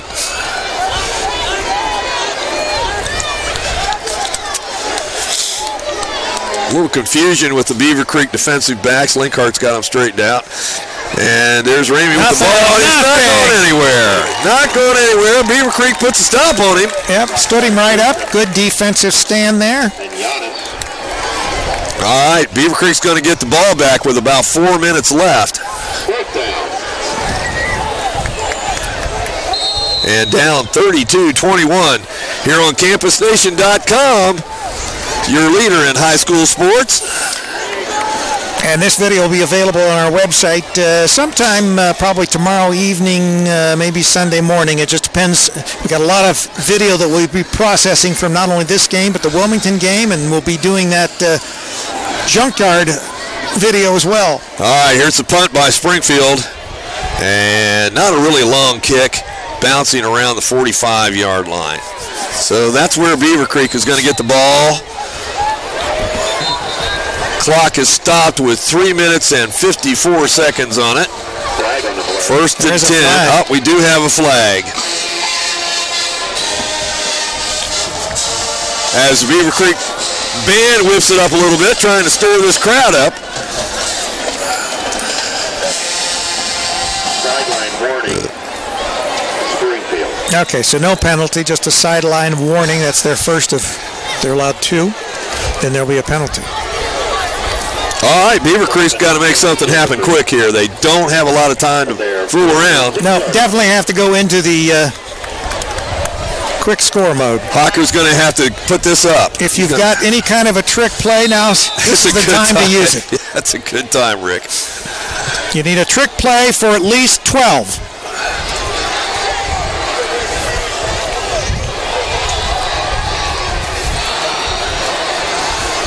Corrigan's in motion.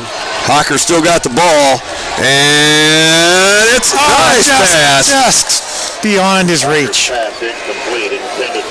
He led Maloney just a little bit. It was a nice-looking ball, though. He threw a good ball there. He had some time. Good blocking by the offensive line. 3:49 left, 2nd and 10. Ball's on the 46-yard line of Beavercreek. AJ did check in with us. He said he was having a problem pulling up our stream. I checked. The stream is fine, but AJ's got one of those Apple iPhones, so I think he probably has problems. He's probably been hacked. He's been hacked. He's got to get both fingers out of his ears, And here we go. Fake to Alston. Terrell's got the ball, and he is brought down right at the line of scrimmage. Now the clock will run. So Springfield is protecting the outside run. They're not going to let them have it. And we got a 3rd down and 10 for the Beavers. You just relax tonight, AJ. Rick and I took care of business. That's it's right. fine. It's fine. Yeah. Save your voice for next week. You're going to be at the big game. And Hawker's back to pass. And I think he's got a man. He's got Linkhart. They bring him down at the 12-yard line. Great pass, great catch. Hawker threw it up. Hawker was hit the minute he threw it, but he got rid of it. Linkhart, good job. He almost got away for the score. All right, the Beavers are in business. I think we have a procedure penalty there. They tried to catch Is it Springfield? No, wait a minute. What do we get? They're pointing to Springfield, so there's a timeout. Oh, I'll tell you. Okay. So that's what happened. They called timeout. That's what happened. Yeah. All right. Yeah, because I thought that Beavercreek was trying to quick snap it and keep Springfield off guard and maybe do something real quick. Well, Springfield wasn't going to have any of that, so they called timeout. Okay, Rick, let's think ahead a little bit. We score here. We go for 2. We make it 29, and Beavercreek has a field goal kicker. That's true. So, there's still some great possibilities here with 3:11 left. But the Beavers have to stick this thing in the end zone pretty quick. Yeah, and actually, wasn't it a field goal that tied it up for Beavercreek when they were playing Fairmont? I believe so. And then they went into overtime and won it. So overtime and won it. So. Obviously, we do have a leg. Well, I think Cleveland had a team in the 80s called the Cardiac Kids, so, we can do some of that tonight right here. All right, Beavercreek's back out on the field. 1st and 10 from the 13-yard line. 3:11 left here. Want to score quick. Come on.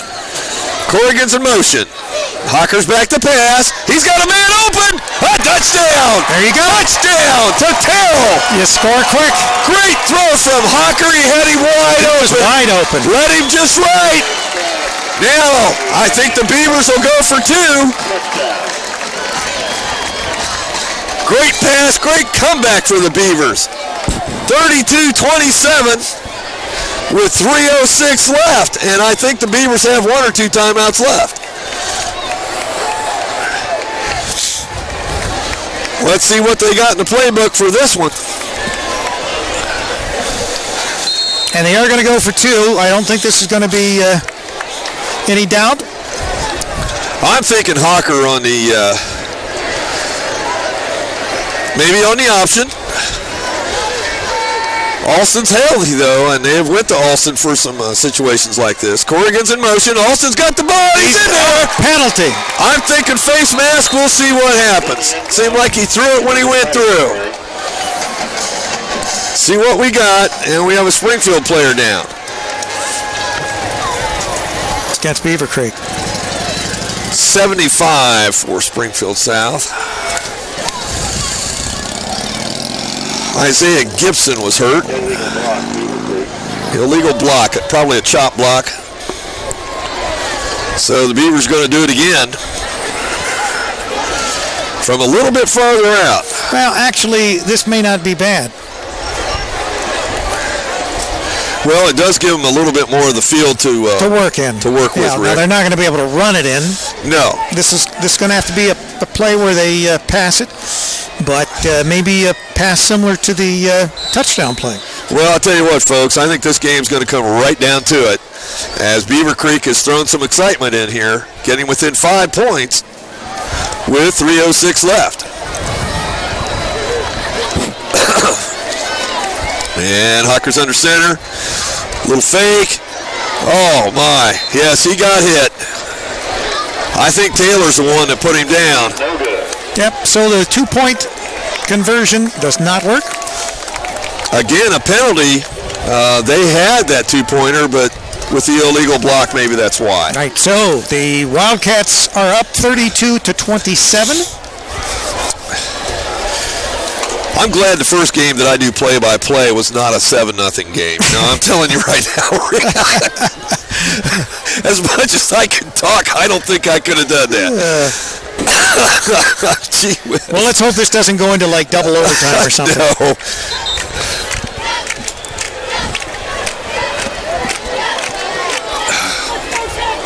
I told my wife I would find my way home directly after the game, so I want to keep that promise. It's got you on a short lease. Is that what you're saying? Hi, honey. How are you? Having a good time down here. All right.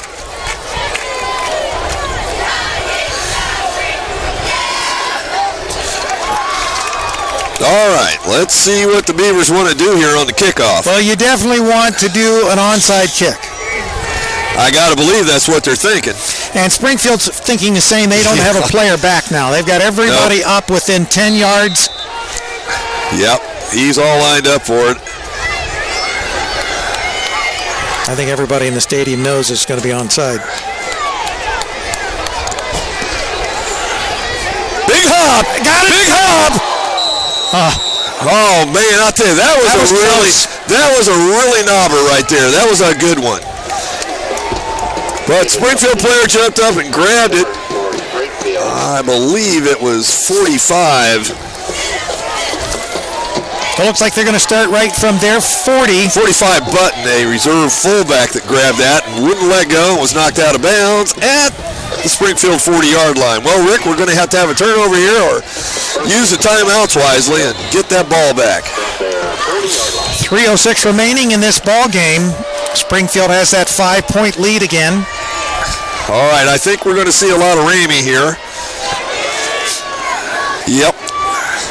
Beavercreek will attempt to be stripping this ball for sure. All right, and to Davis. Davis takes the handoff, and they're still playing. Goodness gracious. Looks like a first down. 10-yard gain, and the line pushed him the last 5. So that was it was number 1. Payne, he's a halfback. 5'11", 200-pound senior carried that. So the clock is running. Tough to bring down. Okay, here we go.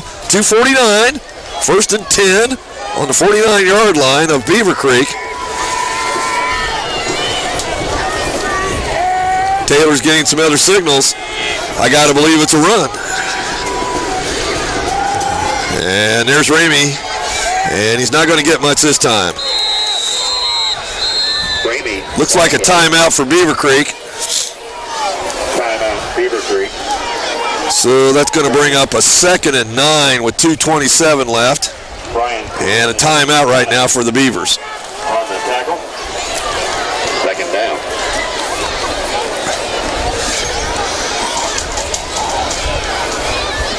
Every play a big one right now. Beavercreek cannot allow them to get a first down. Somehow, some way, they got to get the ball back.